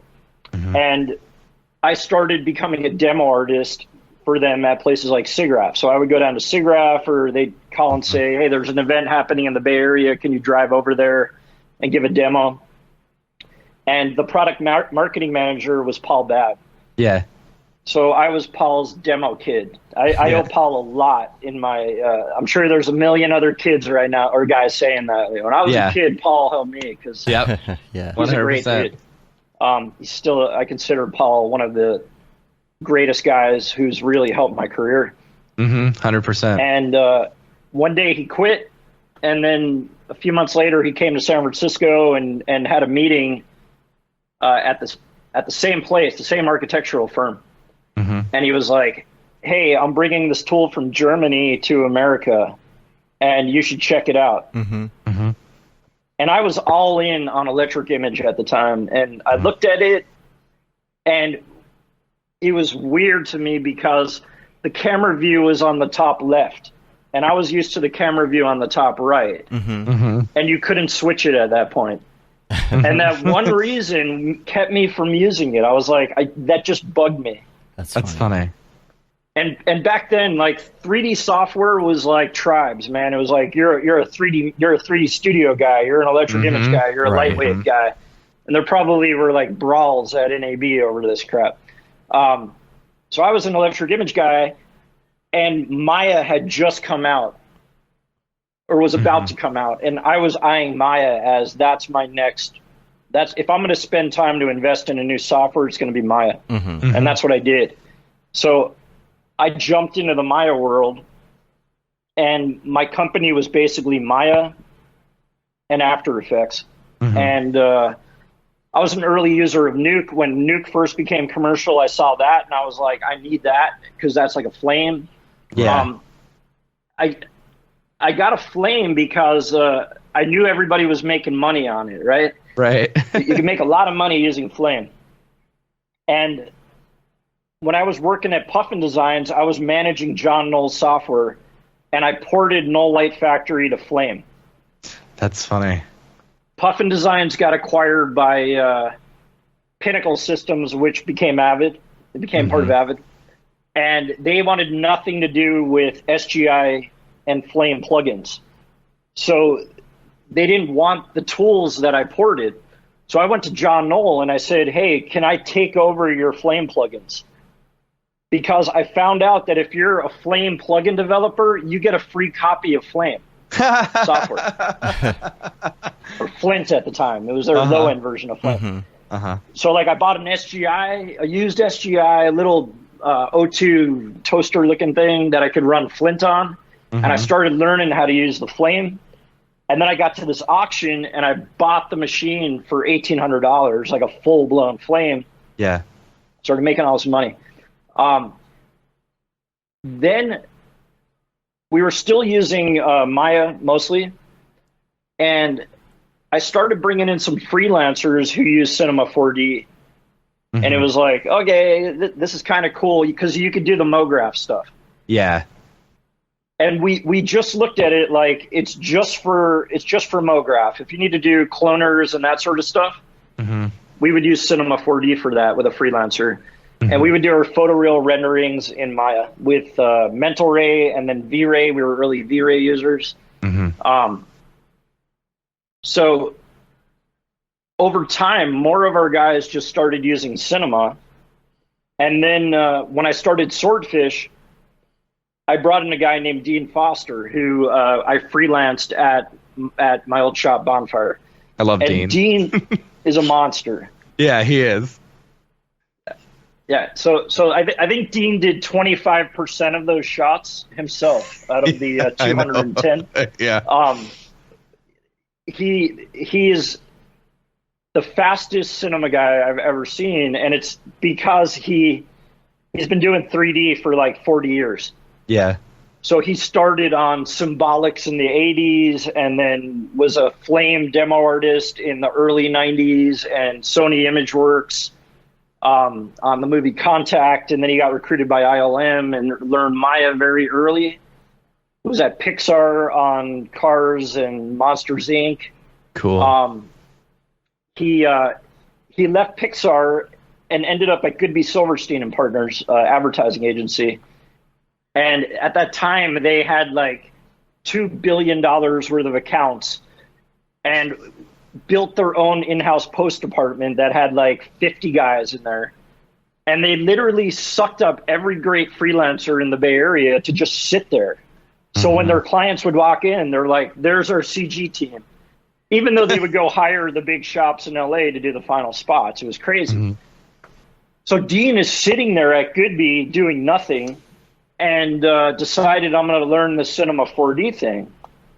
And once he learned Cinema 4D, he never wanted to touch Maya again. And he hates Maya. He despises it. So that's funny. He started with me, and he just wanted to use Cinema. And it was like, okay, this is what we're going to use. And then it was like, over time, the quality of Cinema got better and better. And we started using some V-Ray for Cinema 4D. But we would still do our product renderings in Maya with V-Ray. And then once the GPU happened, that's where it all switched. Right. And now it was like, we're going to do photoreal product renders in Cinema, and we're going to do Mograph in Cinema, and we're going to do our camera maps in Cinema. And it basically became everything for us except for character animation. And our character animation is still done in Maya. And I've got full-time Jen Emberly is our lead character animator.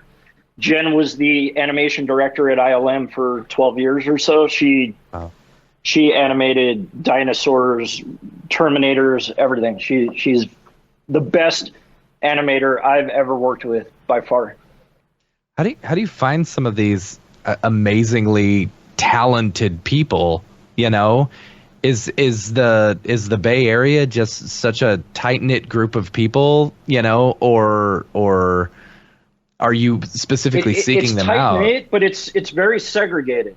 Uh-huh. So, like, the film people don't know the Mograph people. Like, I remember having lunch with a friend who owned Atomic Fiction visual effects studio, and he was like, man, we got this job, and everybody's telling us we should use Cinema 4D, but we can't find any of those artists. And I'm like, dude, I could find you 20 cinema guys right now. Right. I can't find any Houdini guys or Nuke guys. Mm-hmm. And he's like, I've got 30 of those all around, man. It's like we're out of the world. So when I started Swordfish, I brought in my friend Mauricio, who is the right brain, left brain genius I talked about earlier, who did all of our early Python coding. Mm-hmm. So he was directing projects for me, creative directing, writing scripts, and then at the same time, he's writing Python.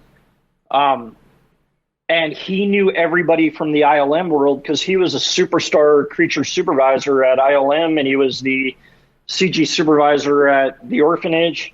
Yeah. So he's how I found all these people like Jen Emberly that I never would have had relationships with. Yeah. So we got people like Jen. I have Fred Lewis, who's full-time TD to rig characters, and then Jen will animate them.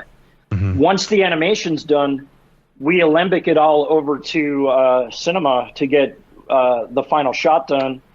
And then I've always been a huge fan of Houdini, like I said, all the way back to like 1999 when they came out with the program.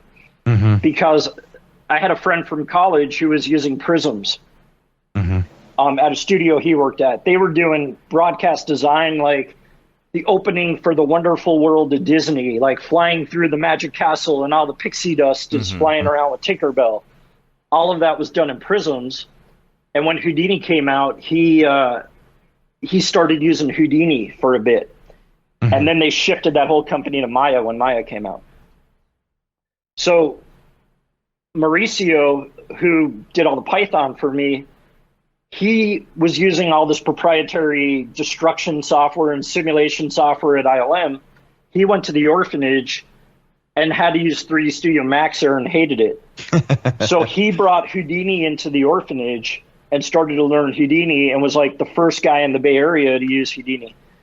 So he started working for me. I bought a Houdini license at my old company, probably around 2010. Mm-hmm. And I started learning Houdini myself. But I quickly realized, like, I don't have that left part of my brain to figure out Houdini. Yeah. Right. But I would see what was done with it by companies like Motion Theory in LA or PSYOP. There were these companies where the particle work and the dynamics were just on another level. And I would, like, start studying the credits and find out, like, oh, that guy did it. I'd look at his website and be like, oh, he's a Houdini guy. Uh-huh. So I've been wanting to get Houdini into our motion graphics pipeline since probably 2009. Mm-hmm. I got Mauricio involved with Swordfish when I started it, and we got Houdini licenses for like our first job, which was the animated wallpapers for the PlayStation. Mm-hmm. What I found was that I can never, even Mauricio, who is this genius, he's not a designer. Mm-hmm.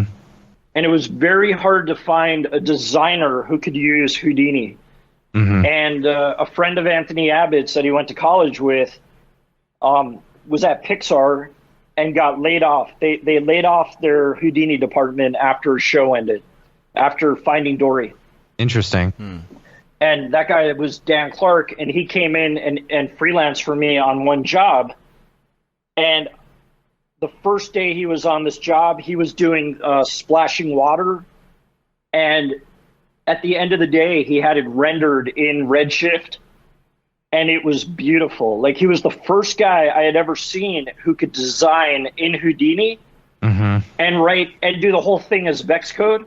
Yeah. Jeez. And it was like, who is this guy? And then I realized he won a Student Academy Award at BYU for his short film. He interned at Side Effects. He went to Pixar for 5 years. He went to Disney.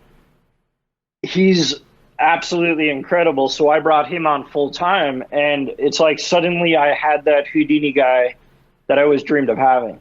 Yeah.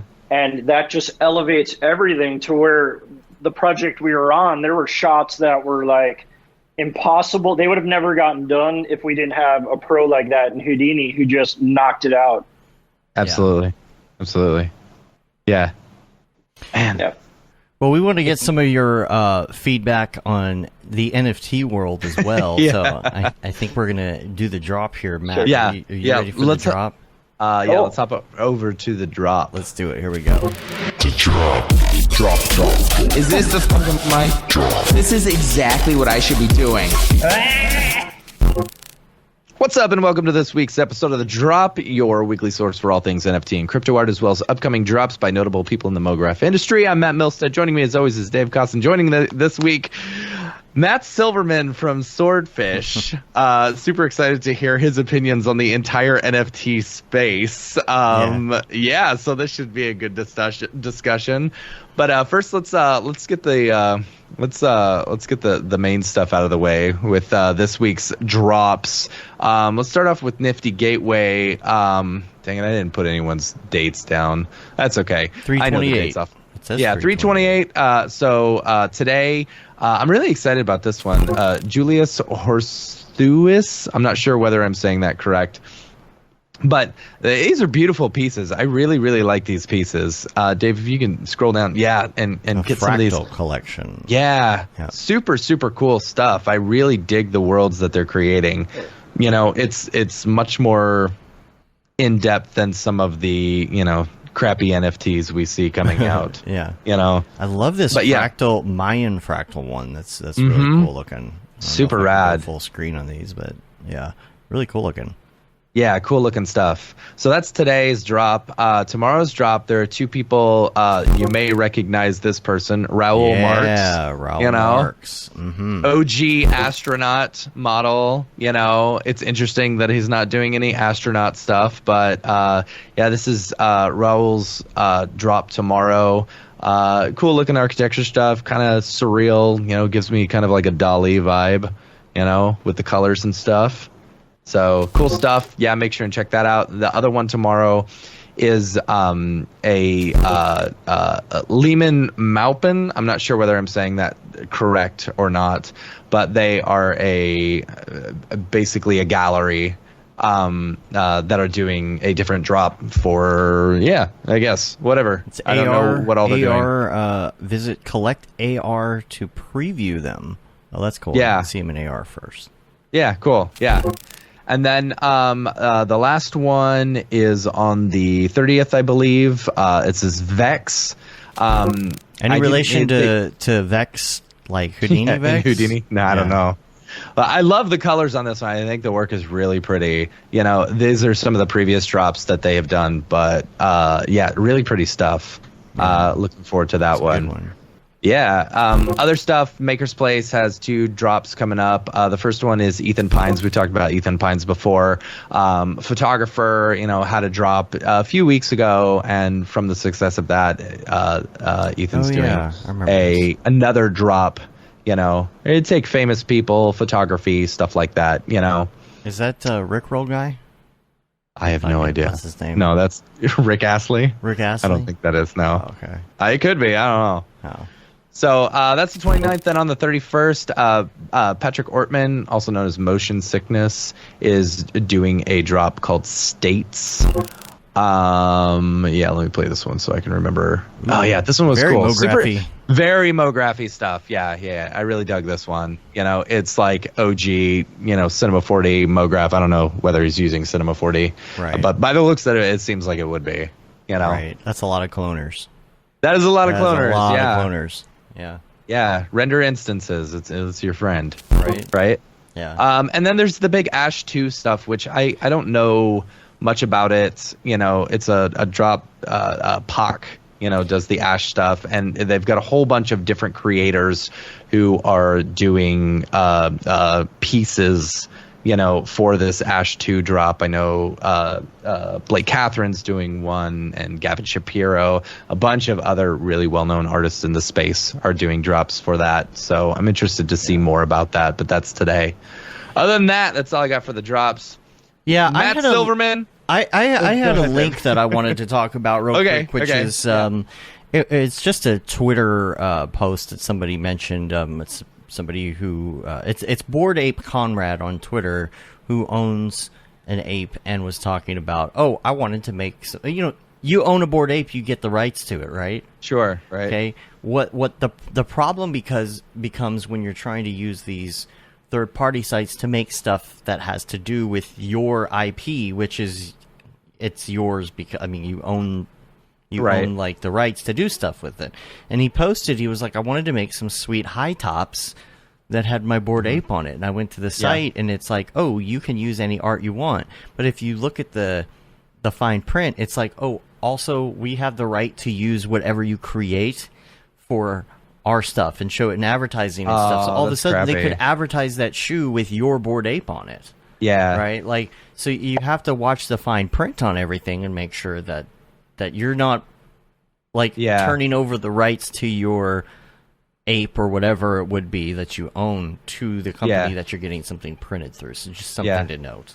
Speaking of Bored Apes, I hung out with Frederick Duquette this weekend for a little bit. I was hanging out with him in Beige at the Otoy party, and I was like you do, no big deal. Fuck Render, for those who don't know. I was talking to him. I was like, because he did this thing where he's like, hey, I'm willing to trade 3 Bored Apes, for a house in Vancouver, And I thought that was really funny. There was a few Matt, I could see you just like. But I was asking, I said, are you still doing that? Are there any greater fools here? So he said he ended up selling all but one of his Bored Apes, because he wasn't sure about the project anymore. I thought that was really interesting, but he's full on in the doodle space right now. I was like, all right, that's cool, And he just dropped his Fuck Render avatars, and they had sold out in a day or something like that. So it was pretty cool. But yeah. Matt Silverman, let's hear your opinions on why we're all wrong. It's not that you're wrong. You could do whatever you want with your money. I just don't think it's a wise investment because it's a non-productive asset. Okay. And it's all it is a non-productive asset. Mm-hmm. It's an NPA, not an NFT. Do you think that it's more worth it to create NFTs for other people than to do it yourself, or? No, I think anything, you're buying a block on a blockchain. You're not buying anything really. And that block on that blockchain is completely worthless. There's nothing there. You're buying an electron. Mm-hmm. And, the only way that it's going to become more valuable is if you find a sucker to give you more money than you paid for it to get out. Mm-hmm. Whereas, if you buy a house, it's a productive asset. This guy wants to trade his non-productive asset for a very productive asset. Mm-hmm. I'll give you a Bored Ape for a house, sure. Mm-hmm. And the house, you get to live in it. It serves a function. Even gold is a non-productive asset that actually has function. Mm-hmm. So, if gold went to $0, you still can have a nice piece of jewelry out of it. Mm-hmm. You can use that gold. That gold is valuable because it's used in electronics. Mm-hmm. If you buy stock, you're investing in a company that has real products or services. Mm-hmm. There's no difference between an NFT and crypto. You're buying a block on a blockchain. Mm-hmm. Right. And the reality is that it pisses me off that it's called cryptocurrency because it's not currency. You have to trade it in for real currency in order to barter with it. currencies are used to barter. Not all the time. Not all the time. Yeah, like Yeah, I mean, yeah. if it hit the status Yeah, of being able to do that, you could use it to buy a candy store at the market. Right. Coin exchange. No car dealership is going to take Bitcoin for their car because not yet. Today that car, today I could buy a Tesla and tomorrow I could buy a Honda. Mm-hmm. Right. The stability is the issue. Yeah, sure. Yeah. The stability is insane. Yeah. So, and at the price it's at now, like you're going to buy anybody who's investing in crypto, you're not going to get the same return on investment as somebody who was willing to do it 10 years ago. Right. And sure. In order to get that kind of, if you want to become a millionaire off of Bitcoin now, you're going to have to put a lot of money into that Bitcoin. Yeah. Which means absolutely. you really don't care about the money you have. You already have a lot of money. Mm-hmm. And the only two people I know who have done well on Bitcoin, one of them, his wife has about $10 million in the bank in a trust fund. Mm-hmm. So all the money that he makes from his day job doing Cinema 4D stuff is funny money. So he could go he could go play roulette or he could play Bitcoin, whichever he wants. It doesn't matter. The other people I know stabilizes, it would who be made good? A killing. Like do you, I don't think if it it's can stabilized because no? it's the greater full model. No. Huh. And the other people I know bought MDMA on the Silk Road. And they had leftover change and they didn't know how to get their money back. Uh-huh. And they made hundreds of thousands of dollars off of that spare change. That's funny. So and I think it's important for people to understand the NFT game that got played with Beeple, because everybody hears that Beeple made all this money, and the reciprocal actions of people like you who own Beeples who can make money. Mm-hmm. But the reality is that the guy who bought Beeple's artwork didn't buy it for $69 million. Mm-hmm. He bought it for $69 million worth of Ethereum. Yeah. Right. That guy bought his Ethereum when it was worth nothing. Right. So for all you know, he paid $690 worth of his Ethereum to buy that art. Yeah. And what happened? It got on the front page of the New York Times that this thing is for sale on Christie's auction house, a very legitimate brand name that lent authenticity to this whole thing. Mm-hmm. It gets sold to this guy for 69 million bits. That guy gave $690 to get that art that he doesn't even own the art. He owns that part of the blockchain. Right. Mm-hmm. And it caused so much buzz that everybody then wanted to get into NFTs. Mm-hmm. And to put your art onto the NFT exchange, you need to use Ethereum to put your art up onto OpenSea. Mm-hmm. In order to buy the art from OpenSea, you need to buy Ethereum. And I've got a lot of friends who saw what happened to Beeple, and they're like, I just minted my first NFT. Yeah. Right. You're the greater fool. You just bought Ethereum. What happened to the guy who bought Beeple's art? The other $400 million worth of Ethereum that he owns just turned into $700 million worth of Ethereum. I can see that. Because he made a giant pump and dump.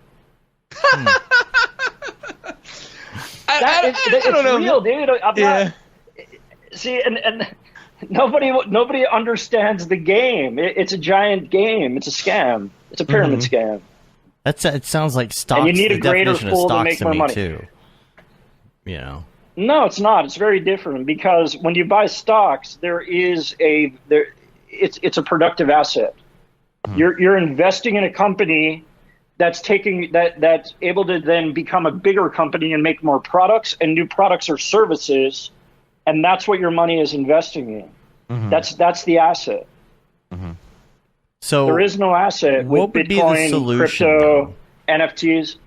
What would be the solution to that? Like if how would you invest in art and feel that it is worth it to you and that it is an actual investment, like investing in a real piece of art? I would buy real art that I could hang on my wall and enjoy, because that right there is the that's the productiveness of art. I could sit and look at it on my wall. I can watch my NFTs on my TV. It's on my wall. And so could I. Yeah, so that's why my question is, like, what is the solution to that? Like, if you wanted to buy somebody's piece of digital art, what would I'd say if you want to be an artist, you could be an artist just like there always has been. You could be an artist, a fine artist, try to get in the gallery, sell your stuff, or become a commercial artist, and use your abilities, your skills, your natural born talent to sell out. And by selling out, I mean you're going to be making real U.S. dollar currency, real currency, and figure out a way to make your money. And so, for example, I'm now working on a game trailer for an NFT video game, where you'll be able to buy the characters as tokens. An investment company gave that company $5 million US, real money, to make the game. They then are taking a 10% of that money to create a trailer. The trailer gets made to create the hype. They then go ITO, initial token offering. Okay. This is the whole new model. This is the whole bullshit scam of Web 3.0, metaverse. It's all this giant hype that they're building up right now. But they take the company ITO, which means before the game is ever made, people are going to be able to buy their NFTs of that. I own Lizard Man. I'm making something up. Right, sure. So you really don't own anything. You own a block of the NFT with a little character of a lizard, a little avatar attached to it. And what's going to end up happening is that they're going to take the $5 million investment that they make to build this video game. They're going to hopefully sell $5 million worth of tokens. They have $10 million now to make a video game. If that game gets made and it's shit, your tokens are going to be worthless. If they go out of business before the game gets made, your tokens are worthless. Yeah. But the company got real US dollars. They're not doing it for tokens. They're doing it for dollars. Right. They're doing it for real currency. For now. Right. And For now.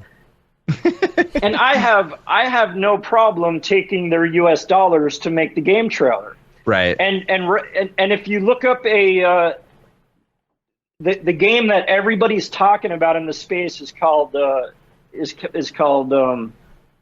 Star Atlas.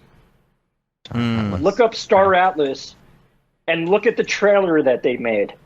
It looks like Avatar. They spent over $1 million to make this trailer. That's which beautiful. means that a CG studio, our people here, that's how you can make some real money off of this whole world.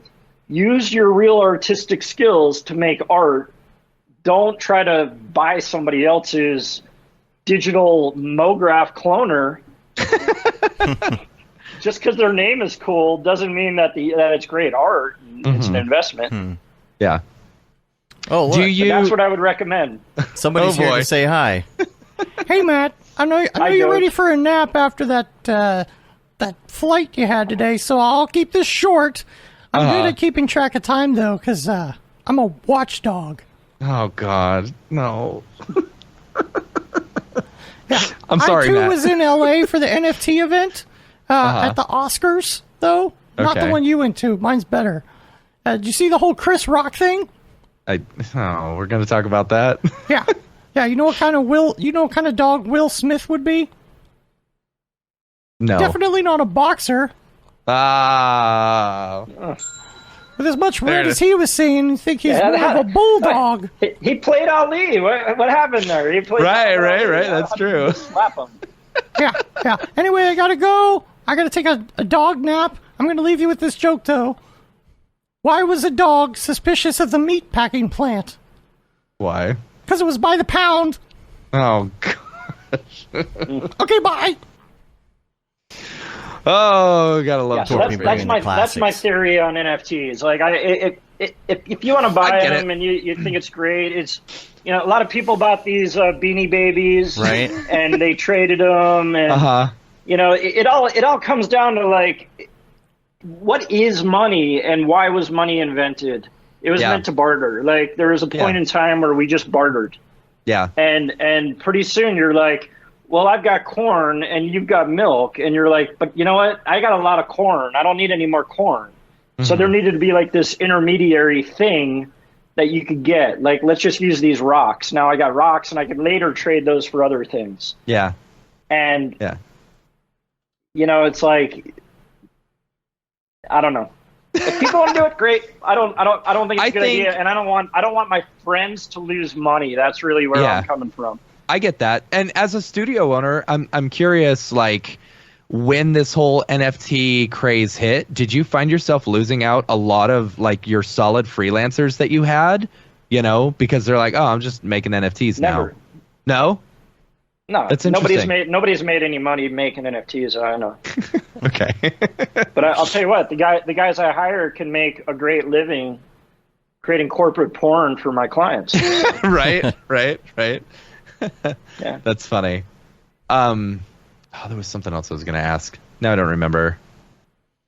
That's okay. I don't know. Like, for me, I've always been into collectibles, like, I've got so many dang toys, and I just really enjoy collectibles. And so, like, for me, when people came on the show and talked about it, I always saw the blockchain as not so much it's on the blockchain, it's that you're using that thing on the blockchain as their certificate of authenticity, saying that this piece of art actually came from this person's wallet. I was talking to Mike, when he was speaking at Motion Plus Design this weekend, and I was asking him, because I think artwork on the blockchain, the NFTs, the NFTs are terribly marketed. I think the NFT name itself is a terrible brand, and it needs a completely new marketing platform, because that's what's going to happen. Some big corporation is going to come along, and they're going to want to use the blockchain technology, the smart contracts and stuff, in order to create something, but they're going to have to rebrand it as something else, before people will actually get on board. There's a lot of good uses for the blockchain. Mm-hmm. There's a lot of good use for the blockchain, but crypto and this stuff is not it. I don't know. It's, I like Ryan Talbot's. You can do what you want. Everybody can do what they want in this world. Yeah. I just hate to see friends lose. Absolutely. And I got turned off to Bitcoin. I had a guy working for me that I told you he's done pretty well on crypto. Mm-hmm. But he'd have his laptop open at my office, and those Coinbase charts are just going all day. Mm-hmm. And for about 9 months, I'd walk by him and be like, "Yeah, it's still at 6,500, dude. Nothing's changed. Nothing changed." He'd be like, "Yeah, dude, it's about to pop, dude. Buy." Yeah. It's like, you're looking at me as the greater fool, dude. You need me to buy so yours goes up. There's no inherent value to it. Right. And it's destroying the world, dude. Like, this whole proof of work system is impossible to sustain. Not always. Absolutely, dude. You can't defend it. Not always. I like Ryan Talbot's comment. He's like, "Yeah, I don't know anyone that's made money in NFTs either." Yeah. All right. Well, on that note, if you or anyone has an NFT or a piece that they're dropping, feel free to email us, info@mograph.com. We'll show it on the show. To each their own. Can I say one last thing? Yes, absolutely. I spoke to a woman who's also making a game, an NFT game. She got $15 million in investment. She previously started a Web 2.0 company that she took public and walked away with $500 million. Jeez. And she explained this whole scam to me. And she knows it's a scam. And she's doing it. Okay. All right. Now, but the trailers are the important part of this whole scam. And these, for the next 2 years until the regulations hit, which inevitably will happen. Right. Yeah. get in on these trailers. Because that's where you could use your skills to make this money. And we did a thing last year at our studio. We were on a big job, and at the beginning of COVID, we had people sitting around. So we made a little short film called Talos that we presented at the Maxon Roadshow last year. So we made like a 2-minute trailer for this fictitious film thing that we did. And it was just artists sitting around, and we were like, what are you interested in learning about? And we figured out a cohesive way to put it together into a short little film. It's on our website. And I'm looking at that, and I'm like, wow, this looks just like these type of trailers I'm seeing for NFT video games. Sure, yeah. So I was like, you know what? Let's take this and say that this trailer is an NFT video game. And we're going to figure out a game around the trailer, and then we're going to do an initial token offering, and we'll make Talos the video game. Right. Maybe. Or somebody will give me a bunch of money to buy the NFTs, and I'll make nothing.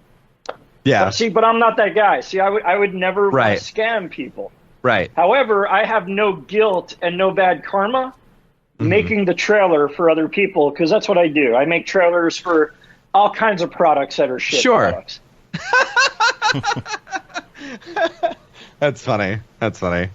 I mean, yeah, I get where you're coming from, and there unfortunately has been a lot of rug pulls, and we even saw it this past week or so, where the FBI is actually getting involved and like taking down some of the people who are doing this, so I don't know. It's interesting to see. I'm excited to see the future of it still, but I think the NFT side of it is just one small thing. It's the first proof of concept or something for a way, for what's to come. There's so much more. But yeah, let's wrap this up. Let's get back to the regular show. I gotta go pick up my kid here in a minute. Let's go. So Drop. Is this the fucking mic? Drop. This is exactly what I should be doing. Mr. Silverman, thank you so much for being on the show. I really do appreciate it. Thanks, man. I don't know if any of my recording worked or anything, so you guys might just have to throw this episode away. But we'll. No, it's totally fine. I mean, we can use the YouTube audio. It's totally fine. Yeah. It'll be great. Yeah. It'll be great. Don't worry. If people want to find you online, where can they find you?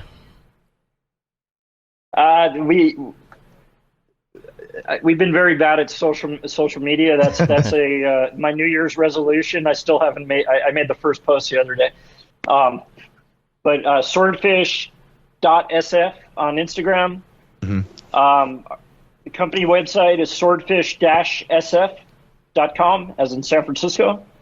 A lot of our work is up there. And then I also have mechajiki.com, where you could see our software that we're bringing to market. So we have Render Garden, which is network rendering for After Effects, super simple setup. And then we also have Boardfish, which is a storyboarding page layout tool. Cool. And then there's a bunch of free scripts and plugins and things like that on there as well. We have a ton of other in-house tools that we've been meaning to give away, and we're just too lazy. That's funny. Yeah. That's cool, man. That's great. Yeah. Well, we're going to get out of here. You can rate us on iTunes, leave a review on your podcatcher of choice, help get our ratings up. You can subscribe to our newsletter as well. It goes out every month. I think we got one coming up this week or next. And you can say you've been there, done that, got that T-shirt with the Mograph logo tee, the Paul Babb, Feel the Babb 2020 shirt. All the profit from that goes to Doctors Without Borders. Thank you, Paul Babb. Yes, thank you, Paul Babb. The Mograph Blandishment shirt. I think, what else here? The Render Things long sleeve T-shirt and hoodie, and then the That Render is Fire shirt, which you are only allowed to wear ironically, unless you're shams. Yes. And make sure you hit us up. We're on Facebook, Twitter, Instagram, YouTube, and mograph.com. And that is about it. That wraps us up. Yeah. Cool. Until next time, I'm Dave. Thank you guys very much. And I'm Matt. And I'm Matt. Have a good one. Later, yo.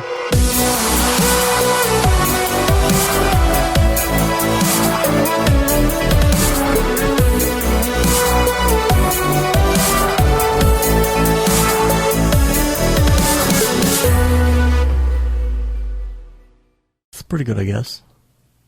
Mograph.com, an online resource for motion graphic artists. Start your week with the Mograph podcast. Industry news, interviews with your favorite artists, and terrible humor. Watch live shows and interviews from Mograph events like NAB, SIGGRAPH, Half-Res, and local meetups. Our Mograph Talks feature live demos and motivation from artists all around the world. Sometimes you gotta make stuff that you're not gonna put on your reel, and I'm not here to judge. What if Rick and Morty show up for the countdown at midnight? That's where I peaked in life, in my career. We gotta stop this thing, Rick! It's gonna kill us all! Hear from the people that create your software, design your render engines, and artists that are changing the face of modern motion graphics. You get that render done. Yeah, you better frame what? Mograph tutorials and online classes will teach you about Cinema 4D, After Effects, as well as other popular software and render engines. Throw in the HDR Studio, take the render settings, pick the HDR, put in reflection, and gorgeous. Branch into new software. Learn time-saving tips, techniques, workflows, and lessons that'll keep you up to date in the world of motion design. Oh, brother, those are some of my favorite elves. I love projects that scare me. When our art director comes to us and asks for something that I had never done before, man, it gets me pumped. Join the conversation in our live sessions. Check out our plugins, or join the hundreds of daily active users in our Slack channel for technical help, advice, contests, or just to joke around. Real nice banana. Ah, that's so funny! All right, I'm gonna live forever! Subscribe today and get the latest updates on our YouTube and other social media channels. Take all your dreams and just do it! We don't care how you get here, folks. Just get here. Subscribe to Mograph.com.